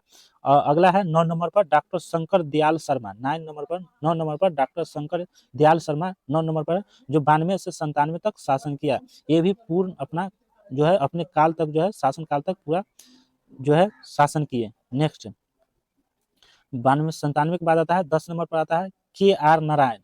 10 नंबर के राष्ट्रपति जो है 10 नंबर पर राष्ट्रपति कौन बने, के आर नारायण बने, जो 1997 से 2002 तक शासन किए। 11 नंबर पर doctor APJ Abdul Kalam. Doctor APJ Abdul Kalam 11 number पर जो है राष्ट्रपति बने, और इनका शासन काल रहा 2002 में बने और 2007 तक इनका शासन काल रहा 5 साल का, ठीक है, 5 साल तक शासन किया। अगला हम प्रतिभा पाटिल। प्रतिभा पाटिल बने अब्दुल कलाम के बाद कौन आए, प्रतिभा पाटिल। ये कब तक रहे, 2007 से 2012 तक, ये भी एक टर्म तक रहे, है ना, एक टर्म तक ये भी रहे प्रतिभा पाटिल, 2007 से 2012 तक। अब आ जाएगा प्रतिभा पाटिल के बाद आएगा प्रणब मुखर्जी। प्रणब मुखर्जी ये कब तक रहे, तो 2012 से 2017 तक, है ना, 2017 ये भी एक टर्म रहे, 13वें नंबर का राष्ट्रपति हैं। 13वें नंबर पर कौन है, तो प्रणब मुखर्जी हैं। इसके बाद आता है 14वें नंबर पर रामनाथ कोविंद। रामनाथ कोविंद 14वें नंबर पर आते हैं और 2017 में बनते हैं, 2022 तक इनका शासन रहता है, ठीक है। रामनाथ कोविंद के बाद जो बने हैं 15वें नंबर पर राष्ट्रपति, वो बने हैं द्रौपदी मुर्मू, जो 2022 से बने हैं, जो अभी तक वर्तमान में अभी भी शासन कर रहे हैं। कौन, द्रौपदी मुर्मू 15वें नंबर का राष्ट्रपति है। 14वें नंबर का रामनाथ कोविंद है ना। सबसे प्रथम बार राष्ट्रपति कौन बने, डॉक्टर राजेंद्र प्रसाद। दूसरा में राधा कृष्णन जो है, बनेश्वरपल्ली राधा कृष्णन दूसरा नंबर पर बने। तो आप लोग को याद कर लीजिएगा, इसका पीडीएफ आप लोग को टेलीग्राम चैनल और व्हाट्सएप ग्रुप में दे दिया जाएगा, आप लोग जाके इसके डिस्क्रिप्शन में जाके ऐड हो जाइए, जुड़ जाइए, ठीक है। नेक्स्ट नोट, स्वतंत्रता के बाद पैदा होने वाली भारत की पहली राष्ट्रपति जन्म 20 जून 1958 को हुई थी। स्वतंत्रता के बाद जो है पैदा होने वाली भारत की पहली राष्ट्रपति जन्म 20 जून 1958 को हुआ, ठीक है। नेक्स्ट डॉक्टर राजेंद्र प्रसाद भारत के प्रथम राष्ट्रपति थे। डॉक्टर राजेंद्र प्रसाद भारत के प्रथम राष्ट्रपति थे। वे लगातार 2 बार राष्ट्रपति निर्वाचित हुए। डॉक्टर राजेंद्र प्रसाद जो है राष्ट्रपति 2 बार लगातार जो है निर्वाचित हुए। केवल बीवी गिरी के निर्वाचन के समय दूसरे चक्र की मतगणना करनी पड़ी। दूसरी चक्र की मतगणना जो करनी पड़ी। केवल नीलम संजीव रेड्डी ऐसे राष्ट्रपति हुए जो एक बार चुनाव में हार गए, फिर बाद में निर्विरोध राष्ट्रपति निर्वाचित हुए। क्या हो गए, फिर जो है बाद में निर्विरोध राष्ट्रपति चुनाव जो है निर्वाचित हुए। कौन, नीलम संजीव रेड्डी। अगला जाइए उपराष्ट्रपति। उपराष्ट्रपति का निर्वाचन अप्रत्यक्ष रूप से आनुपातिक प्रतिनिधित्व पद्धति के अनुसार एकल संक्रमणीय मत द्वारा होता है। उपराष्ट्रपति का निर्वाचन जो है अप्रत्यक्ष रूप से आनुपातिक प्रतिनिधित्व पद्धति के अनुसार एकल संक्रमणीय मत द्वारा होता है, ठीक। उपराष्ट्रपति का न्यूनतम आयु 35 वर्ष होता है, जैसे राष्ट्रपति का होता है, एक ही है उम्र। राष्ट्रपति उपराष्ट्रपति का भी 35वें वर्ष में जो है निर्वाचित किया जाता है। उपराष्ट्रपति की पदावधि जो है 5 वर्ष की होती है। उपराष्ट्रपति अपना त्याग पत्र राष्ट्रपति को देता है। उपराष्ट्रपति का जो है पदावधि जो है, इनका शासन काल जो है 5 वर्ष का होता है। राष्ट्रपति का भी 5 वर्ष का होता है। राष्ट्रपति का न्यूनतम आयु जो है 35 वर्ष, उपराष्ट्रपति का भी 35, दोनों का सेम है, ठीक है। और उपराष्ट्रपति अपना त्याग पत्र किनको देते हैं, तो राष्ट्रपति को देते हैं, ठीक है। चलिए, उपराष्ट्रपति को बिना महाभियोग लगाए हटाया जा सकता है, बिना महाभियोग लगाए हटा सकते हैं। उपराष्ट्रपति के चुनाव में दोनों सदनों के सदस्य शामिल होते हैं। उपराष्ट्रपति का वेतन कितना है, तो 4 लाख है। उपराष्ट्रपति का जो है इनका जो है वेतन कितना है, 4 लाख रुपए प्रति माह है। नोट, 1 फरवरी 2018 को केंद्रीय बजट में इनकी घोषणा की गई है। 1 फरवरी 2018 को केंद्रीय बजट में इसकी घोषणा की गई है। नेक्स्ट है प्यारे दोस्तों, आप लोग लास्ट तक बने रहें, ठीक है। नेक्स्ट क्वेश्चन है कि उपराष्ट्रपति के उम्मीदवार का नामांकन भरते समय उपराष्ट्रपति के उम्मीदवार का नामांकन भरते समय 20 प्रस्तावक तथा 20 अनुमोदक सदस्यों की आवश्यकता होती है। क्या होता है प्यारे दोस्तों? 20 प्रस्तावक तथा 20 अनुमोदक सदस्यों की आवश्यकता होती है उपराष्ट्रपति के उम्मीदवार का नामांकन भरते समय। राष्ट्रपति का वेतन जो है 5 लाख है। कितना है? 5 लाख है। और उपराष्ट्रपति की कहें तो 4 लाख, 1 लाख कम है। ठीक है, राष्ट्रपति 5 लाख याद रखिएगा और उपराष्ट्रपति 4 लाख प्रति माह वेतन उनका मिलता है। ठीक है, नेक्स्ट भारत के उपराष्ट्रपति कौन कौन थे? चलिए दिखाते हैं, क्रमवार बताते हैं। क्या बताते हैं? क्रमवार। ठीक है, बने रहे लास्ट तक। पहला क्या है? Doctor S Radha Krishnan. Doctor S Radha Krishnan पहला जो है भारत के उपराष्ट्रपति कौन बने? Doctor S Radha Krishnan. 1952 से 1962 तक इनका कार्यकाल रहा और ये बने थे। ठीक है, दूसरा उपराष्ट्रपति डॉक्टर जाकिर हुसैन। दूसरा जो है उपराष्ट्रपति डॉक्टर जाकिर हुसैन बने, 1962 से 1967 तक बने। तीसरा वीवी गिरी। तीसरा भारत के उपराष्ट्रपति 1967 से 1969 तक इनका शासनकाल रहा। चौथा जो है, चौथा राष्ट्रपति गोपाल स्वरूप पाठक। गोपाल स्वरूप पाठक जो है 1969 से 1974 तक इनका शासनकाल रहा। 1969 से 74 तक शासनकाल रहा। बीडी जत्ती पांचवा नंबर पर है। बीडी जत्ती 1974 से 1979 तक इनका शासनकाल रहा। छठा नंबर पर है उपराष्ट्रपति न्यायमूर्ति मोहम्मद हिदायतुल्लाह। न्यायमूर्ति मोहम्मद हिदायतुल्लाह जो बने छठे नंबर पर। 1979 से 1984 तक इनका शासनकाल रहा। आर वेंकटरमन का शासन का 7वें नंबर पर है, उपराष्ट्रपति बने और 1984 से 1987 तक इनका शासनकाल रहा। 8 नंबर पर है डॉक्टर शंकर दयाल शर्मा। डॉक्टर शंकर दयाल शर्मा 8वें नंबर पर है और इनका शासन रहा 1987 से 92 तक इनका शासनकाल रहा। 9 नंबर पर के आर नारायण। के आर नारायण 1992 से 97 तक शासन किए। के आर नारायण जो राष्ट्रपति वो 1992 से 97 तक शासन किए। नेक्स्ट क्वेश्चन है कृष्णकांत। 10वें नंबर पर है कृष्णकांत की शासनकाल जो है 1997 से 2002 तक शासन किए। 11वें नंबर पर है भैरव सिंह शेखावत। भैरव सिंह शेखावत 2002 से 2007 तक शासन किए। 12वें नंबर पर उपराष्ट्रपति कौन है? हामिद अंसारी। 12वें नंबर पर उपराष्ट्रपति कौन बने? तो हामिद अंसारी 2007 से 2017 तक शासन किए। 2 टर्म शासन किए, 10 साल शासन किए। ठीक है, तीसरे नंबर बने एम वेंकैया नायडू। कौन? एम वेंकैया नायडू बने 2017 से 2022। 17 से 22 एक टर्म बने, 5 साल शासन किए। एम वेंकैया नायडू उपराष्ट्रपति थे 13वें नंबर का। और 14वें नंबर का उपराष्ट्रपति कौन थे? जगदीप धनखड़। कौन थे? जगदीप धनखड़ 14वें नंबर का उपराष्ट्रपति थे। 2022 से अब तक हैं। अभी कौन है उपराष्ट्रपति? जगदीप धनखड़ 14वें नंबर का है। ठीक है, और 2022 में बने हैं जो अभी तक जगदीप धनखड़ उपराष्ट्रपति अभी फिलहाल में है। ठीक है, याद रखिएगा आप लोग। चलिए नेक्स्ट क्वेश्चन। उपराष्ट्रपति बनने से पहले डॉक्टर एस राधाकृष्णन सोवियत संघ में राजदूत थे। कौन थे? राजदूत थे। उपराष्ट्रपति बनने से पहले डॉक्टर एस राधाकृष्ण सोवियत संघ में राजदूत थे। ठीक है, अब आ जाइए प्रधानमंत्री तथा मंत्रिपरिषद। प्रधानमंत्री तथा मंत्रिपरिषद। प्रधानमंत्री लोकसभा के बहुमत दल का नेता होता है। प्रधानमंत्री जो होता है लोकसभा के बहुमत दल का नेता होता है, याद रखिएगा। प्रधानमंत्री की नियुक्ति राष्ट्रपति करता है। प्रधानमंत्री की नियुक्ति कौन करता है? राष्ट्रपति करता है, तथा प्रधानमंत्री की सलाह पर राष्ट्रपति अन्य मंत्रियों की नियुक्ति करता है। प्रधानमंत्री की नियुक्ति जो है राष्ट्रपति करता है तथा प्रधानमंत्री की सलाह पर राष्ट्रपति अन्य मंत्रियों को नियुक्ति करता है। मंत्रिपरिषद सामूहिक रूप से लोकसभा के प्रति उत्तरदायी होता है। मंत्रिपरिषद सामूहिक रूप से लोकसभा के प्रति उत्तरदायी होता है, जबकि मंत्री व्यक्तिगत रूप से राष्ट्रपति के प्रति उत्तरदायी होता है। समझ में आया कि नहीं? फिर से समझा देते हैं। मंत्रिपरिषद सामूहिक रूप से लोकसभा के प्रति उत्तरदायी होता है मंत्रिपरिषद। वही आ जाइए, जबकि मंत्री व्यक्तिगत है ना, वहाँ सामूहिक है, यहाँ व्यक्तिगत रूप से राष्ट्रपति के प्रति उत्तरदायी होते हैं, व्यक्ति रूप से। वही सामूहिक रूप से तो लोकसभा, और वही कह दीजिए व्यक्ति रूप से तो राष्ट्रपति के प्रति होता है। प्रधानमंत्री की सलाह पर ही राष्ट्रपति लोकसभा भंग कर सकता है। प्रधानमंत्री अगर सलाह देते हैं कि राष्ट्रपति को कि लोकसभा भंग कर दिया जाए तो कर देंगे, अपने मन से नहीं कर सकते। प्रधानमंत्री की सलाह पर ही राष्ट्रपति लोकसभा भंग कर सकते हैं, अपने मन से नहीं कर सकते हैं। प्रधानमंत्री सलाह देंगे तभी। ठीक है, मंत्री 3 प्रकार के होते हैं। मंत्री 3 प्रकार के होते हैं। कौन कौन प्रकार के होते हैं? मंत्री कितने प्रकार के? 3 प्रकार के। एक होते हैं कैबिनेट मंत्री, दूसरा होता है राज्य मंत्री, एक होता है उप मंत्री। मंत्री 3 प्रकार के, कैबिनेट मंत्री, राज्य मंत्री और उप मंत्री। कैबिनेट मंत्री विभाग के अध्यक्ष होते हैं। कैबिनेट मंत्री जो होते हैं विभाग के अध्यक्ष होते हैं।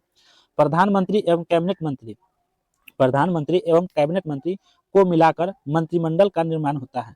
मंत्रिमंडल का निर्माण कैसे होता है? प्रधानमंत्री और कैबिनेट मंत्री दोनों को मिलाकर मंत्रिमंडल का निर्माण होता है। ठीक है, नेक्स्ट, यदि कोई व्यक्ति संसद का सदस्य नहीं है, यदि कोई व्यक्ति संसद का सदस्य नहीं है तथा इसे मंत्री बनाना चाहता है तो ऐसी परिस्थिति में उसे 6 माह के भीतर संसद के किसी सदन की सदस्यता ग्रहण करना अनिवार्य है।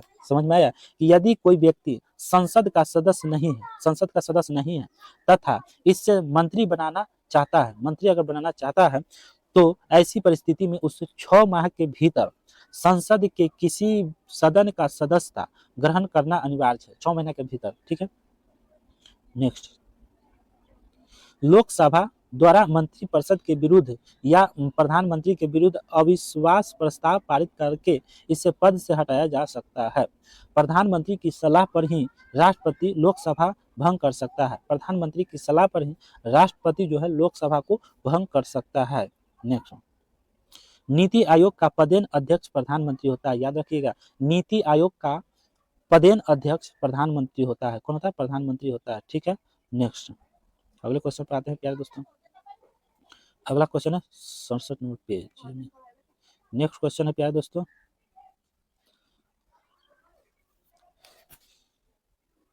तो चलिए प्यारे दोस्तों देखते हैं प्रधानमंत्री और कैबिनेट मंत्री का लिस्ट है, देखते हैं क्या है कैबिनेट मंत्री का। जवाहरलाल नेहरू कैबिनेट मंत्री रहे, 1947 से 74 प्रथम कैबिनेट मंत्री जवाहरलाल नेहरू बने, जो 1947 से 64 तक रहे इनका शासनकाल। दूसरा कैबिनेट मंत्री लाल बहादुर शास्त्री बने, दूसरा कैबिनेट मंत्री लाल बहादुर शास्त्री 1964 से 66 तक इनका शासनकाल रहा। अगला क्वेश्चन प्यारे दोस्तों कि लाल बहादुर शास्त्री दूसरा कैबिनेट मंत्री बने, 1964 से 1966 तक इनका शासनकाल रहा। तीसरा कैबिनेट मंत्री इंदिरा गांधी बने, जो 1966 से 1977 तक इनका शासनकाल रहा। चौथा जो है मोरारजी देसाई कैबिनेट मंत्री बने, जो 1977 से 1979 तक इनका शासन रहा। चौधरी चरण सिंह पंचमा बने, 1979 से 1980 तक इनका शासनकाल रहा। इंदिरा गांधी है ना। अगला क्वेश्चन क्या प्यारे दोस्त, छठा, इंदिरा गांधी जो है भारत की प्रधानमंत्री कैबिनेट मंत्री बने 1980 से 84 तक। राजीव गांधी उसके बाद प्रधानमंत्री बने कैबिनेट मंत्री 1984 से 1989 तक इनका शासन रहा। उसके बाद विश्वनाथ प्रताप सिंह कैबिनेट मंत्री बनते हैं, प्रधानमंत्री बनते हैं, 1989 से 1990 तक इनका शासनकाल रहता है। उसके बाद चंद्रशेखर जो है 9 नंबर पर बनते हैं, चंद्रशेखर बनते हैं प्रधानमंत्री कैबिनेट मंत्री बनते हैं, 1990 से 91 तक इनका शासनकाल रहता है 1 साल। उसके बाद पीवी नरसिम्हा राव बनते हैं, पीवी नरसिम्हा राव बनते हैं, 1991 से 1996 तक इनका शासनकाल रहता है प्रधानमंत्री का। ठीक है, next question, Atal Bihari Vajpayee 11 number पर प्रधानमंत्री बनता है, 1996 से 1996 तक ही इनका शासनकाल रहता है कुछ दिनों तक। 12वें नंबर पर एच डी देवगौड़ा का जो प्रधानमंत्री बनते हैं 12 नंबर पर, 1996 से 97 तक इनका शासनकाल रहता है। उसके बाद 13 नंबर पर आई.के. गुजराल जो है कैबिनेट मंत्री बनते हैं, प्रधानमंत्री 1997 से 98 तक शासनकाल रहता है। उसके बाद 14 नंबर पर अटल बिहारी वाजपेयी जो है प्रधानमंत्री बनते हैं, 1998 से 1999 तक 1 साल तक इनका कार्य रहता है कैबिनेट मंत्री में। ठीक है, उसके बाद आता है डॉक्टर मनमोहन सिंह जो बनते हैं 16 नंबर पर प्रधानमंत्री, 2004 से 2014 तक डॉक्टर मनमोहन सिंह रहते हैं, 2004 से 2014 तक 2 टर्म तक डॉक्टर मनमोहन सिंह रहते हैं। ठीक है, और 2017 नंबर पर बनते हैं नरेंद्र मोदी, 2014 में प्रधानमंत्री बने। उसके बाद अभी तक जो है नरेंद्र मोदी ही कार्यकाल पर हैं। ठीक है, अभी वर्तमान में भारत के प्रधानमंत्री नरेंद्र मोदी है, तो 17वें नंबर पर नरेंद्र मोदी है, 16वें नंबर पर डॉक्टर मनमोहन सिंह भी जो है 2 टर्म तक रहे हैं। ठीक है, नेक्स्ट क्वेश्चन है कि गुलजारी लाल नंदा 27 मई 1964, 9 जून 1964 तक एवं 11 जनवरी 1966, 24 जनवरी 1966 तक कार्यवाहक प्रधानमंत्री बने रहे, है ना, गुलजारी लाल नंदा। चलिए नेक्स्ट क्वेश्चन है अगला क्वेश्चन है प्यारे दोस्तों, अगला क्वेश्चन है न्यायपालिका। सर्वोच्च न्यायालय संघीय न्यायपालिका दिल्ली में स्थित उच्चतम न्यायालय है। संघीय न्यायपालिका दिल्ली में स्थित उच्चतम न्यायालय है। सर्वोच्च न्यायालय का गठन वो अनुच्छेद 124 के तहत होता है। सर्वोच्च न्यायालय का गठन जो है अनुच्छेद 124 के तहत होता है। उच्चतम न्यायालय में एक मुख्य न्यायाधीश तथा 33 अन्य न्यायाधीश होते हैं। उच्चतम न्यायालय में एक मुख्य न्यायाधीश तथा 33 अन्य न्यायाधीश होते हैं। नेक्स्ट, उच्चतम न्यायालय के मुख्य न्यायाधीश तथा अन्य न्यायाधीश की नियुक्ति राष्ट्रपति करता है। उच्चतम न्यायालय के मुख्य न्यायाधीश तथा अन्य न्यायाधीशों की नियुक्ति राष्ट्रपति करता है। कौन करता है? राष्ट्रपति। नेक्स्ट, उच्चतम न्यायालय का न्यायाधीश 65 वर्ष की आयु तक अपने पद बने रहता है। उच्चतम न्यायालय के न्यायाधीश जो होते हैं 65 वर्ष की आयु तक अपने पद पर बने रहते हैं। उच्चतम न्यायालय संविधान का संरक्षण भी है। उच्चतम न्यायालय जो है संविधान का संरक्षक भी है। अनुच्छेद 139, उच्चतम न्यायालय मूल अधिकारों की रक्षा हेतु याचिकाएं जारी करता है ना, कर सकता है। नेक्स्ट, उच्चतम न्यायालय के मुख्य न्यायाधीश को 2,80,000 रुपये प्रति माह तथा अन्य न्यायाधीशों को 2,00,000 रुपये प्रति माह वेतन मिलता है। उच्चतम न्यायालय के मुख्य न्यायाधीश को 2,80,000 रुपये प्रति माह तथा अन्य न्यायाधीशों को 2,50,000 रुपये प्रति माह वेतन मिलता है। उच्चतम न्यायालय क्या है? उच्चतम न्यायालय संविधान के अनुसार प्रत्येक राज्य के लिए एक उच्च न्यायालय होगा। अनुच्छेद 214, लेकिन संसद विधि द्वारा 2 या 2 से अधिक राज्यों और किसी संघ राज्य क्षेत्र के लिए एक ही उच्च न्यायालय स्थापित कर सकती है। अनुच्छेद 331 के तहत। नेक्स्ट क्वेश्चन है आगे। वर्तमान में भारत में 25 उच्च न्यायालय हैं। वर्तमान में भारत में कितने उच्च न्यायालय हैं? 25। ठीक है, जिनमें से 3 उच्च न्यायालयों का अधिकार क्षेत्र एक राज्य से अधिक है। 3 जो है उच्च न्यायालयों का अधिकार जो है क्षेत्र एक राज्य से अधिक है। केंद्र शासित प्रदेश दिल्ली और जम्मू कश्मीर में उच्च न्यायालय है। केंद्र शासित प्रदेश दिल्ली और जम्मू कश्मीर में उच्च न्यायालय है। ठीक है, तो प्यारे दोस्तों चलिए नेक्स्ट क्वेश्चन है प्यारे दोस्तों, अगला क्वेश्चन। नेक्स्ट क्वेश्चन है, प्रत्येक उच्च न्यायालय का गठन एक मुख्य न्यायाधीश तथा अन्य न्यायाधीशों से मिलकर किया जाता है। इनकी नियुक्ति राष्ट्रपति के द्वारा होती है। उच्च न्यायालय जो है प्रत्येक उच्च न्यायालय का गठन एक मुख्य न्यायाधीश तथा अन्य न्यायाधीशों से मिलकर किया जाता है। इनकी नियुक्ति राष्ट्रपति के द्वारा होती है। उच्च न्यायालय का गठन। अनुच्छेद 217, भिन्न भिन्न उच्च न्यायालयों में न्यायाधीशों की संख्या अलग अलग होती है। उच्च न्यायालय एक अभिलेख न्यायालय होता है। क्या होता है? अभिलेख न्यायालय होता है। अनुच्छेद 215 में दिया गया है। तो चलिए प्यारे दोस्तों अगला क्वेश्चन है। अगला क्वेश्चन क्या है प्यारे दोस्तों? राज्यों के कार्यपालिका। क्या है? राज्यों के कार्यपालिका। राज्य की कार्यपालिका का प्रधान राज्यपाल होता है। राज्यों की कार्यपालिका का प्रधान कौन होता है? राज्यपाल होता है। प्रत्येक राज्य का एक राज्यपाल होता है। प्रत्येक राज्य का एक राज्यपाल होता है, परंतु एक ही राज्यपाल 2 या 2 से अधिक राज्यों का राज्यपाल भी नियुक्त हो सकता है। समझ में आया ना कि एक ही राज्यपाल 2 या 2 से अधिक राज्यों का राज्यपाल भी नियुक्त हो सकता है। राज्यपाल की नियुक्ति प्रधानमंत्री की सलाह पर राष्ट्रपति करता है। प्रधानमंत्री सलाह देते हैं राष्ट्रपति को, तो राष्ट्रपति ने राज्यपाल को नियुक्ति करते हैं, है ना। समझ में आया ना? राष्ट्रपति के सलाह पर जो है प्रधानमंत्री की सलाह पर राष्ट्रपति जो है राज्यपाल की नियुक्ति करते हैं। समझ में आ गया? राज्यपाल का कार्यकाल 5 वर्ष की होती है। राज्यपाल की कार्यकाल कितने वर्ष का होता है? 5 वर्ष का। लेकिन इससे पूर्व भी पद से हटाया जा सकता है, क्योंकि वह राष्ट्रपति के प्रसाद पर्यंत पद धारण करता है। राज्यपाल मुख्यमंत्री, अन्य मंत्री, राज्य के महाधिवक्ता तथा राज्य लोक सेवा आयोग के अध्यक्ष तथा सदस्यों आदि की नियुक्ति करता है। समझ गए कि राज्यपाल मुख्यमंत्री, अन्य मंत्री, राज्य के महाधिवक्ता तथा राज्य लोक सेवा आयोग के अध्यक्ष तथा सदस्य आदि का नियुक्ति करता है। मुख्यमंत्री द्वारा सदन में विश्वास मत खो देने पर राज्यपाल उसे पदच्युत कर सकता है। क्या है? पदच्युत कर सकता है। नेक्स्ट क्वेश्चन है कि राज्यपाल पद हेतु न्यूनतम आयु जो है 35 वर्ष होना आवश्यक है। राज्यपाल पर जब नियुक्ति अगर हो जिस व्यक्ति को होता है उनको मिनिमम उनका आयु जो है कितनी होना चाहिए? तो 35 वर्ष। ठीक है। राज्यों की व्यवस्थापिका, राज्य विधायिका राज्यपाल, विधान परिषद तथा विधानसभा से मिलकर बनती है। राज्य विधायिका राज्यपाल, विधान परिषद तथा विधानसभा से मिलकर बनती है राज्य की व्यवस्थापिका। ठीक है। कुछ राज्यों में द्विसदनीय विधानमंडल है, जहां निम्न सदन विधानसभा तथा उच्च सदन विधान परिषद है। नेक्स्ट, वर्तमान में बिहार, महाराष्ट्र, उत्तर प्रदेश, कर्नाटक, आंध्र प्रदेश, तेलंगाना कुल 6 राज्यों में द्विसदनात्मक विधानमंडल हैं।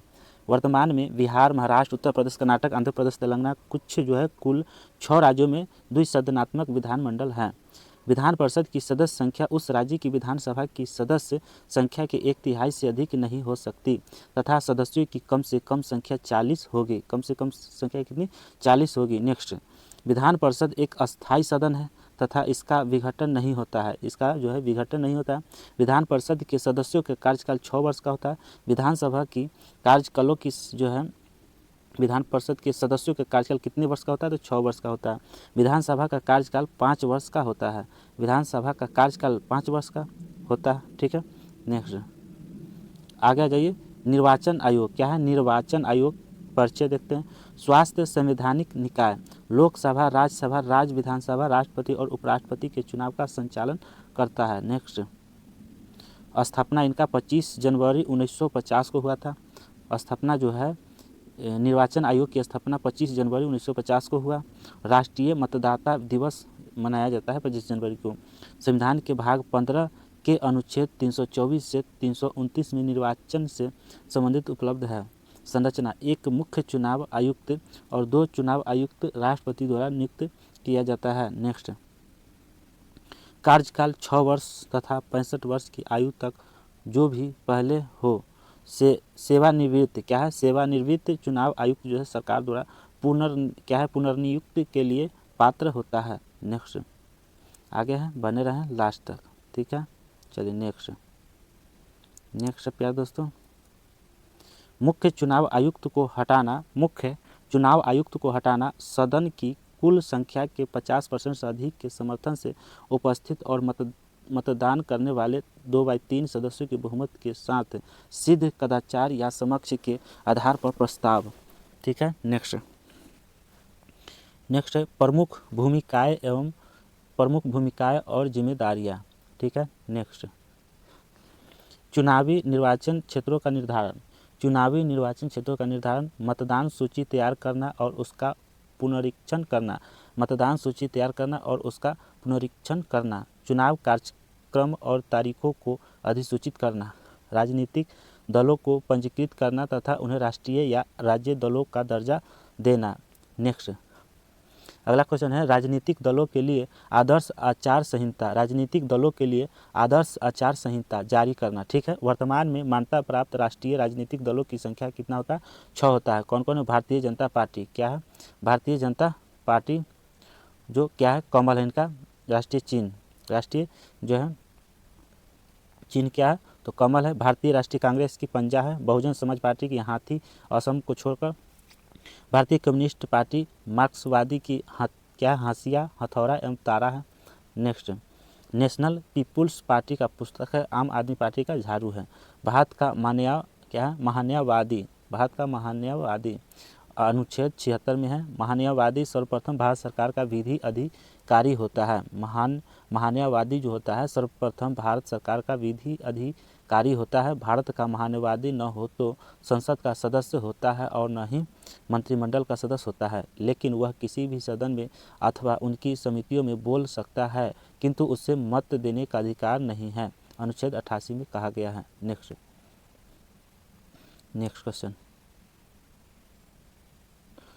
क्वेश्चन आ जाइए।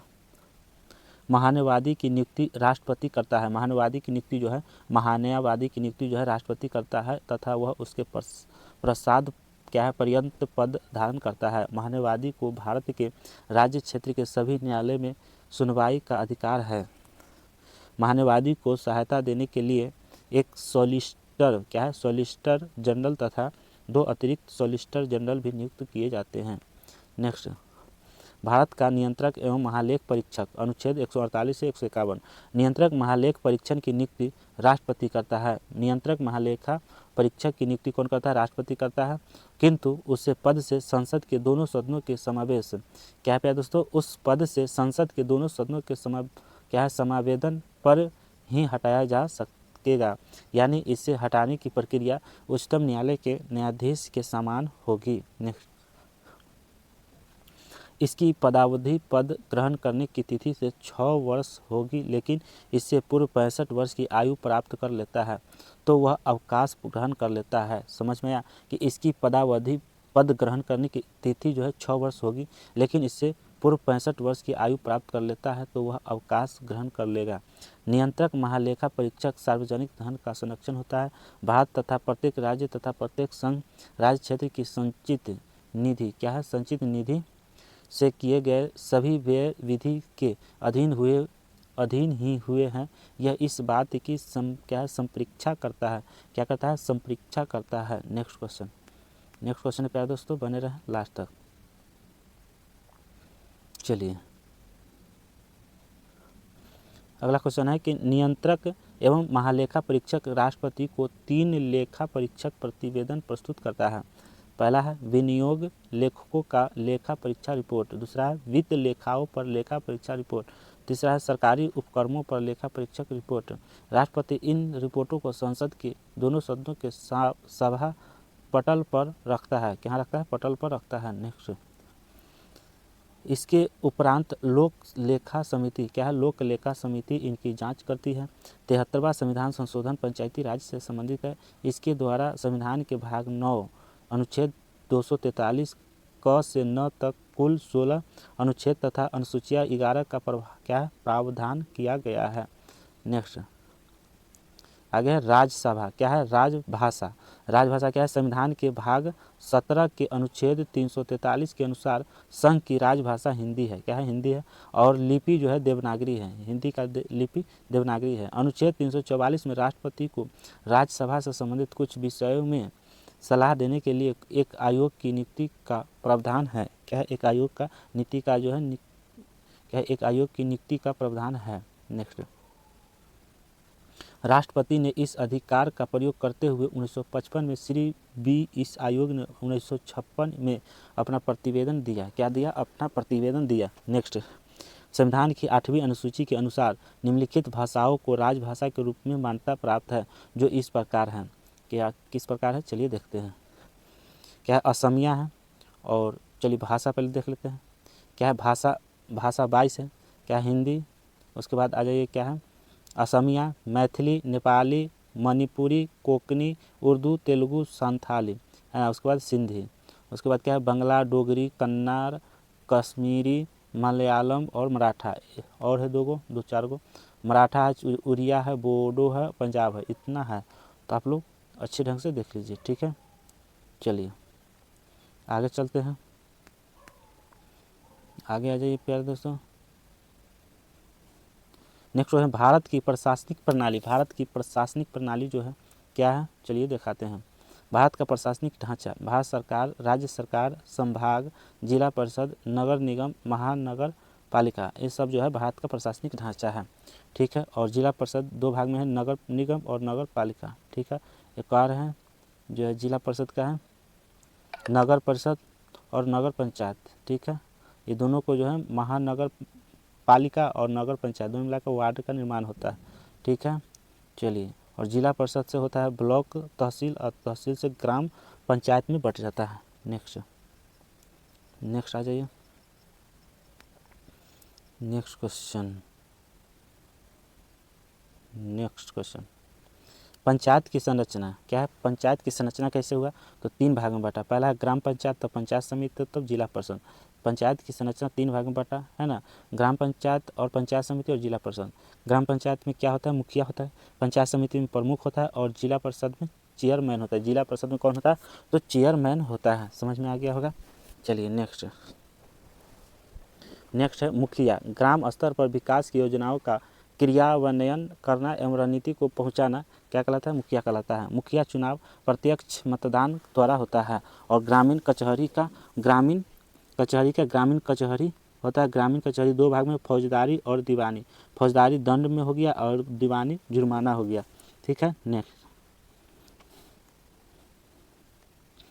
क्वेश्चन है प्यारे दोस्तों, 1000 से कम या छोटे विवाद, ठीक है। प्रमुख ग्राम पंचायत की वार्षिक योजनाओं पर विचार करना तथा जिला परिषद को सुपुर्द करना। प्रमुख चुनाव, अप्रत्यक्ष मतदान। नेक्स्ट, चेयरमैन, समन्वयक क्या है, समन्वयक और क्या है, पर्यवेक्षक की भूमिका का निर्वाह करता है। ठीक है, नेक्स्ट ग्रामीण या जिला स्तर की शासन व्यवस्था है। आगे है, इसका आरंभ चोल काल में हुआ।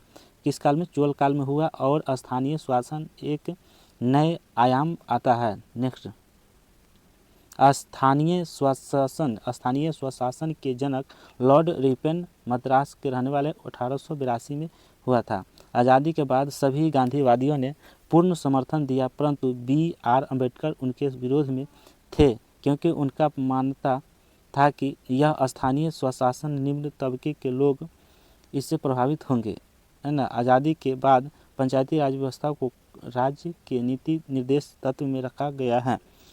क्या है? बाध्यकारी नहीं। नेक्स्ट प्यारे दोस्तों, तत्व में रखा गया, बाध्यकारी नहीं है। ठीक है, आगे है, पंचायती राज व्यवस्था का मुख्य उद्देश्य लोकतंत्र क्या है? विकेंद्रीकरण है। ग्रामीण लोगों को शक्ति मिलते हैं, ग्रामीण लोगों को शक्ति मिलती है। क्या है? लोकतंत्र विकेंद्री, ग्रामीण लोगों को शक्ति मिलता है, सभी वर्ग के लोग भागीदारी बने। जवाहरलाल नेहरू ने 2 अक्टूबर 1989 को राजस्थान के नागौर जिले में सर्वप्रथम आरंभ हुआ। नेक्स्ट पंचायती राज व्यवस्था में ग्राम, तालुका और जिला आते हैं। बलवंत राय मेहता क्या है? समिति 1957 में हुआ। चलिए नेक्स्ट, क्या त्रिस्तरीय पंचायती व्यवस्था? त्रिस्तरीय पंचायती व्यवस्था कौन कौन है? 3 को है। पहला है ग्राम, दूसरा है ब्लॉक, तीसरा है जिला। ठीक है, तीनों पर निकला हुआ है। नेक्स्ट क्वेश्चन है, यह उस तहसील के सभी गांवों पर समान रूप से कार्य करता है। इस प्रशासनिक ब्लॉक भी कहते हैं, इसे प्रशासनिक ब्लॉक भी कहते हैं। ठीक है, नेक्स्ट यह ग्राम पंचायत और जिला परिषद के मध्य कड़ी का कार्य करता है। इस संस्थान के विभिन्न राज्यों में इनके भिन्न नाम है। आंध्र प्रदेश से मंडल प्रजा परिषद है, गुजरात से तालुका पंचायत है और कर्नाटक से मंडल पंचायत है। ठीक है, नेक्स्ट पंचायती राज व्यवस्था में सुधार हेतु गठित समितियां क्या हैं? तो बलवंत राय मेहता समिति 1957 में हुआ, अशोक मेहता समिति की 1957 में, GV के राव समिति जो है 1985 है। ठीक है, 1985 में संगठन जो है गठित हुआ। आगे है थुंगर समिति की गठन जो है थुंगर समिति के 1988 में हुआ। कब हुआ? 1988 में हुआ। ठीक है, नेक्स्ट पंचायती राज, लॉर्ड रिपन को भारत में स्थानीय शासन का पिता कहा जाता है। 2 अक्टूबर 1989 ईस्वी को भारत के प्रथम प्रधानमंत्री डॉक्टर जवाहरलाल नेहरू के द्वारा राजस्थान के नागौर जिला के बागधरी गांव में पंचायती राज का प्रारंभ हुआ। नेक्स्ट 11 अक्टूबर 1959 ईस्वी को पंडित जवाहरलाल नेहरू ने आंध्र प्रदेश राज्य में पंचायती राज का प्रारंभ किया।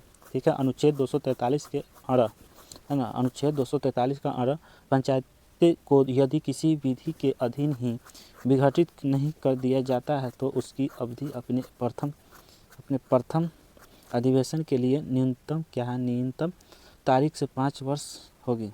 ठीक है, नेक्स्ट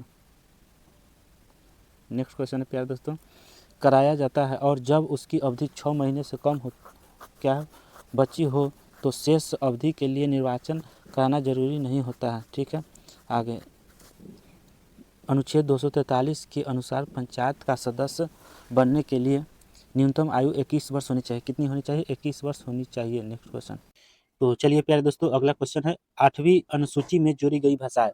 8वीं अनुसूची में जोड़ी गई भाषाएं कौन कौन है? चलिए हम बताते हैं। 21वां संविधान संशोधन 1967 में हुआ था, सिंधी भाषा में जोड़ा गया था, है ना। 21वां संविधान संशोधन 1967 में हुआ था, उस समय क्या हो गया? सिंधी भाषा में जोड़ा गया था। ठीक है, नेक्स्ट 92वां संविधान संशोधन 2003 में संशोधन किया गया था और इसमें मैथिली, संथाली, डोगरी, बोडो ये 4 भाषा इसमें ऐड किया, जोड़ा गया था। समझ में आया कि 92वां संविधान संशोधन में 2003 में किया गया और मैथिली, संथाली, डोगरी और बोडो 4 जो है भाषा इसमें जोड़ा गया। ठीक है, ऐड किया गया। नेक्स्ट आ जाइए, 71वां संविधान संशोधन 1992 में हुआ। 71वां संविधान संशोधन कब हुआ? 1992 में हुआ। और इसमें जुड़ा गया नेपाली भाषा, मणिपुरी और कोंकणी, 3 भाषा इसमें जोड़ा गया 1992 में संविधान संशोधन में, 71वां संविधान संशोधन में, है ना। और इसको याद कैसे करेंगे? तो नमक, 71वां संविधान संशोधन में कौन कौन भाषा जोड़ा गया याद रखिएगा, तो नमक से याद रखिएगा। एन से हो गया नेपाली, न से नेपाली, म से मणिपुरी, क से कोंकणी। ये शॉर्ट ट्रिक है, तो ये याद रखिएगा आपको। नमक, न से नेपाली, म से मणिपुरी, क से कोंकणी। ठीक है, चलिए नेक्स्ट, चलिए आगे चलिए, बने रहें लास्ट तक। चलिए प्यारे दोस्तों, आगे हैं, राष्ट्रपति चुनाव के लिए न्यूनतम आयु कितनी होनी चाहिए? तो 35 वर्ष। कितनी? 35 वर्ष। 21 अनुच्छेद में है, तो 58A, आर्टिकल 1 के बी में दिया गया है। उपराष्ट्रपति के पद चुनाव के लिए न्यूनतम आयु कितनी होना चाहिए? तो 35 होना चाहिए। ठीक है, और किस अनुच्छेद में है? तो 66 के 3 बी में है। ठीक है, राज्यपाल के पद के चुनाव के लिए न्यूनतम आयु कितनी होनी चाहिए? तो 35 वर्ष होनी चाहिए। राज्यपाल के भी 35। किस अनुच्छेद में है? तो अनुच्छेद 157 में है। संसद, लोकसभा के रूप में चुनाव के लिए न्यूनतम आयु कितनी होनी चाहिए? तो 25। लोकसभा चुनाव के लिए 25 होनी चाहिए। और अनुच्छेद जो है 84 बी में दिया गया है। विधायक के रूप में चुनाव के लिए न्यूनतम आयु कितनी होनी चाहिए? तो 25 होनी चाहिए। अनुच्छेद 173 के बी में दिया गया। राज्यसभा के रूप में चुनाव के लिए न्यूनतम आयु कितनी होनी चाहिए? तो 35, है ना। राज्यसभा के चुनाव के लिए 30 होनी चाहिए। कितनी? 30। और अनुच्छेद 84 के बी में दिया गया है। ठीक है, नेक्स्ट, चलिए आगे, विधान परिषद के रूप में चुनाव के लिए न्यूनतम आयु कितनी होनी चाहिए? तो 30 होनी चाहिए। और अनुच्छेद 173 के बी में दिया गया है। सर्वोच्च न्यायालय के न्यायाधीश के रूप में नियुक्त 65 वर्ष तक किया जाता है। सर्वोच्च न्यायालय के न्यायाधीश के रूप में नियुक्ति जो है 65 वर्ष तक होता है। और अनुच्छेद 124 के 2 में दिया गया है के लिए ऊपरी आयु सीमा, है ना, ऊपरी आयु सीमा इसी का है दिया हुआ। ठीक है, संघ आयोग के सदस्य के रूप में नियुक्ति की आयु जो है 65 वर्ष होता है। संघ आयोग के सदस्य के रूप में नियुक्ति की आयु जो होता है 65 वर्ष होता है। और 316 अनुच्छेद 2 में है। ठीक है, इसको बताते हैं। इससे पहले बोला कि सर्वोच्च न्यायालय न्यायाधीश के रूप में नियुक्ति के लिए ऊपरी आयु की सीमा कितनी होती है? तो 65 होती है। समझ में आया? नियुक्ति आयु की 65 होती है, नीचे वाला भी 65 होती है। ठीक है, तो चलते हैं अगले क्वेश्चन। राज्य क्या है? राज्य आयोग के, ये बता दिए, ऊपर वाला नहीं बताया ना। उच्च न्यायालय के न्यायाधीश के रूप में नियुक्ति के लिए ऊपरी आयु सीमा कितनी होनी चाहिए? उच्च न्यायालय के न्यायाधीश के रूप में नियुक्ति के लिए ऊपरी आयु सीमा 62 वर्ष होनी चाहिए। ठीक है, और अनुच्छेद 217 के 1 में दिया गया है।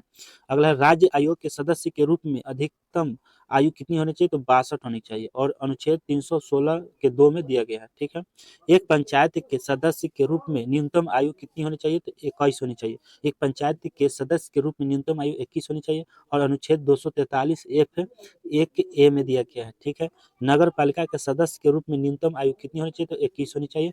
और अनुच्छेद 243 के भी के 1 में दिया गया है। मतदान के रूप में पंजीकृत की न्यूनतम आयु, जो मतदान वोट गिराते हैं, उनकी कितनी होनी चाहिए? तो 18 होनी चाहिए न्यूनतम आयु। और अनुच्छेद आर्टिकल 326 प्रदान किया गया है। जिस आयु के बीच शिक्षा को मौलिक अधिकार बनाया गया है वो 6 से 14 है। जिस आयु के बीच शिक्षा को मौलिक अधिकार बनाया गया है उसे 6 से 14। अनुच्छेद कितना है? 21 के ए है। ठीक है, चलिए नेक्स्ट आ जाते हैं शब्दावली। तर्जुम कर लेते हैं यहाँ पे।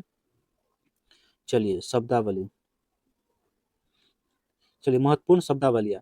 पहला है अधिनियम, संसद की दोनों सभाओं द्वारा पारित विधेयक जिससे राष्ट्रपति ने अपनी अनुमति दे दी है। ये हो गया अधिनियम, जो है संसद की दोनों सभाओं द्वारा पारित विधेयक जिसे राष्ट्रपति ने अपनी अनुमति दे दी है। ठीक है, पहला। दूसरा है तदर्थ, क्या है? तदर्थ समिति, तदर्थ समिति विशिष्ट विषय पर विचार करने तथा प्रतिवेदन देने के लिए सभा द्वारा अथवा सभापति द्वारा अथवा संयुक्त रूप से दोनों सभाओं के पीठासीन अधिकारियों द्वारा गठित समिति, क्या?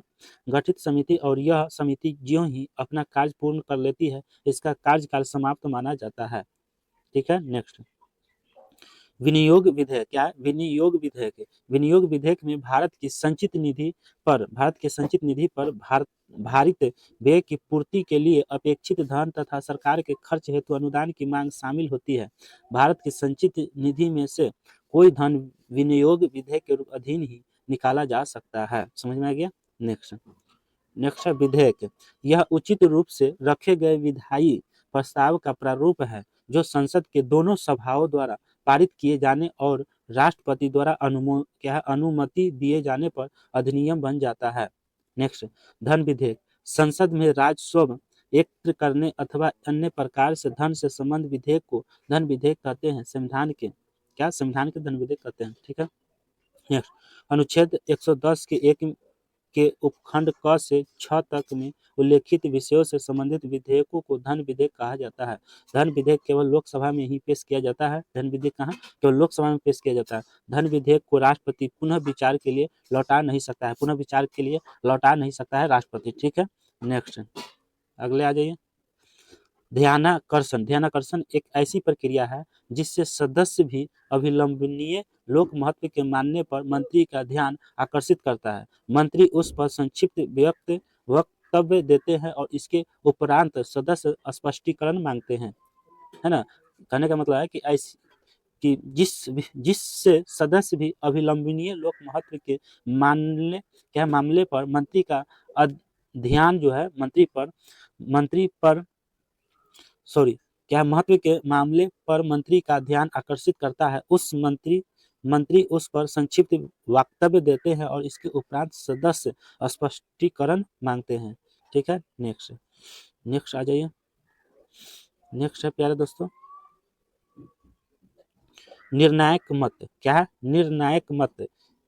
किसी मामले में मतों की संख्या समान होने पर सभा में सभापति और समिति में अध्यक्ष या इससे हैसियत से कार्य कर रहे सदस्य द्वारा दिया गया मत निर्णायक मत होता है।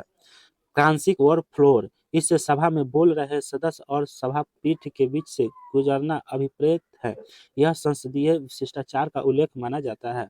नेक्स्ट, मत विभाजन। यह सभा के समक्ष प्रस्तावित उपाय या प्रश्न पर उसके पक्ष या विपक्ष में मतों को अभिलेखित करके किसी निर्णय पर पहुंचने का तरीका है। मत विभाजन का मतलब हुआ, इसका डिफिनेशन हुआ कि यह सभा के समक्ष प्रस्तावित उपाय या प्रश्न पर उसके पक्ष या विपक्ष में मतों को अभिलिखित करके किसी निर्णय पर पहुंचने का तरीका है। ठीक है। नेक्स्ट, सभा का नेता। इसका तात्पर्य प्रधानमंत्री से है यदि वह राज्यसभा का सदस्य हो या उस मंत्री से है जो राज्यसभा का सदस्य हो और सभा के नेता के रूप में कार्य करने के लिए प्रधानमंत्री द्वारा नाम निर्देशित किया गया हो। ठीक है। सभा का नेता कहलाता है। ठीक है। विपक्ष का नेता।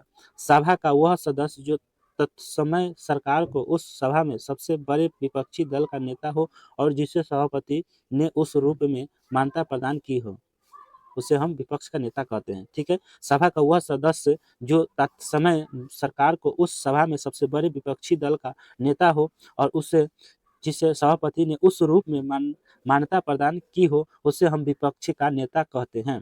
ठीक है। अगला है प्यारे दोस्तों, क्या है? धन्यवाद प्रस्ताव। क्या है? धन्यवाद प्रस्ताव क्या है? यह सभा में उपस्थित किया गया एक औपचारिक प्रस्ताव है जिसमें राष्ट्रपति द्वारा संविधान के अनुच्छेद आर्टिकल 87 के 1 के अधीन संसद की दोनों सभाओं की सम्मिलित बैठक में दिए गए अभिभाषण के प्रति कृतज्ञता ज्ञापित की जाती है। ठीक है। नेक्स्ट अध्यादेश। संविधान के अनुच्छेद 123 द्वारा प्रदत्त शक्तियों का प्रयोग करते हुए राष्ट्रपति द्वारा बनाए गए कानून को अध्यादेश कहते हैं। अध्यादेश किसे कहते हैं? कि संविधान के अनुच्छेद 123 द्वारा प्रदत्त शक्तियों का प्रयोग करते हुए राष्ट्रपति द्वारा बनाए गए कानूनों का अध्यादेश कहते हैं, उससे हम अध्यादेश कहते हैं। ठीक है। उप सभा अध्यक्ष पैनल किसे कहते हैं? है ना? उप सभा अध्यक्ष पैनल का परिभाषा बताइए। तो यह सभापति द्वारा नाम निर्देश दिए गए राज्यसभा के 6 सदस्य का पैनल होता है जिनमें से कोई भी सदस्य सभापति अथवा उसकी अनुपस्थिति में उप सभापति द्वारा वैसा अनुरोध किए जाने पर सभापति और उप सभापति की अनुपस्थिति में सभा का सभापतित्व कर सकता है। समझ में आ गया?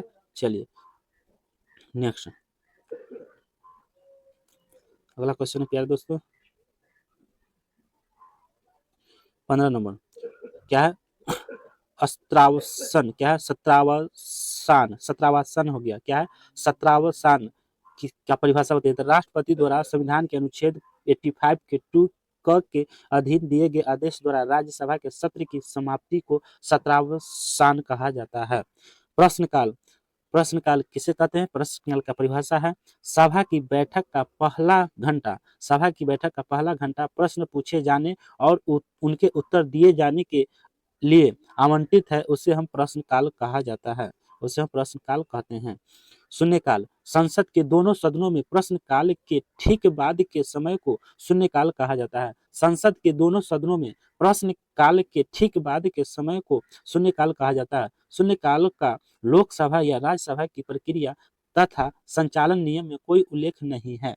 ठीक है, नेक्स्ट अगला है गणपूर्ति। संविधान के अनुच्छेद 103 के अधीन यथा उपबंधित सभा या समिति की किसी बैठक के कार्य के वैध निष्पादन के लिए उपस्थित सदस्यों की अपेक्षित न्यूनतम संख्या सभा की बैठक की गणपूर्ति सभा की कुल सदस्य संख्या के 10वें भाग से होगी। कितने? 10वें भाग से होगी, उसे हम गणपूर्ति कहते हैं। ठीक है, नेक्स्ट आ जाइए सूत्र क्या है, सॉरी सत्र।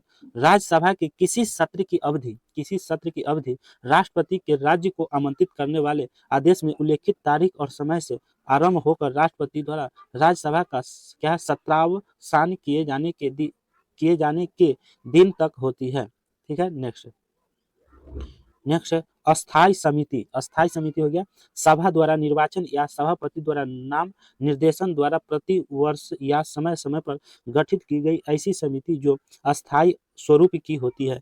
क्या होती है? अस्थाई स्वरूप की होती है। नेक्स्ट है अतारांकित। क्या है? अतारांकित प्रश्न। जिन सवालों का जवाब सदस्य लिखित में चाहता है, सदस्य जो है लिखित में चाहता है, उन्हें हम अतारांकित प्रश्न कहा जाता है या कहते हैं। ठीक है, तारांकित प्रश्न, जिन सवालों का जवाब सदस्य तुरंत सदन में चाहता है उसे तारांकित प्रश्न कहते हैं। अगर तुरंत सवाल का जवाब मिल गया उसको तारांकित प्रश्न कहते हैं। ठीक है, नेक्स्ट अनुपूरक प्रश्न। सदन में किसी सदस्य द्वारा अध्यक्ष की अनुमति से किसी विषय जिसके संबंध में उत्तर दिया जा चुका है के स्पष्टीकरण हेतु अनुपूरक प्रश्न पूछने की अनुमति प्रदान की जाती है, उसे हम अनुपूरक प्रश्न कहते हैं। ठीक है, नेक्स्ट अविश्वास प्रस्ताव सदन में विपक्षी दल के किसी सदस्य द्वारा रखा जाता है। प्रस्ताव के पक्ष में कम से कम 50 सदस्यों का होना आवश्यक है। समझ में आ रहा है? अविश्वास प्रस्ताव क्या होता है? अविश्वास प्रस्ताव सदन में विपक्षी दल के किसी सदस्य द्वारा रखा जाता है। प्रस्ताव के पक्ष में कम से कम 50 सदस्य का होना आवश्यक है, कम से कम। ठीक है, तथा प्रस्ताव प्रस्तुत किए जाने के 10 दिन अंदर इस पर चर्चा भी होनी चाहिए। चर्चा के बाद अध्यक्ष मतदान द्वारा निर्णय की घोषणा करता है ना। 10 दिन के बाद चर्चा होनी चाहिए। ठीक है, नेक्स्ट निंदा प्रस्ताव। क्या है? निंदा प्रस्ताव मंत्रिपरिषद अथवा किसी एक मंत्री के विरुद्ध उसकी विफलता का खेद अथवा रोष व्यक्त करने के लिए किया जाता है। निंदा प्रस्ताव में निंदा के कारणों का उल्लेख करना आवश्यक होता है। निंदा प्रस्ताव नियमानुसार है या नहीं इसका निर्णय अध्यक्ष करता है। कौन करता है? अध्यक्ष करता है। तो प्यारे दोस्तों, आज की क्लास यहीं तक। आज हिस्ट्री पूरा हम समाप्त कर दिए हैं। आप लोग कैसा लगा कमेंट बॉक्स में बताइए, और इस वीडियो को जो है ज़्यादा से ज़्यादा लाइक और शेयर करें, और इस चैनल को अभी तक चैनल को सब्सक्राइब नहीं किया तो चैनल को सब्सक्राइब करके बेल आइकन घंटी की दबा के ऑल कर लीजिए। तो चलते हैं प्यारे दोस्तों, जय हिंद, जय भारत, थैंक यू दोस्तों।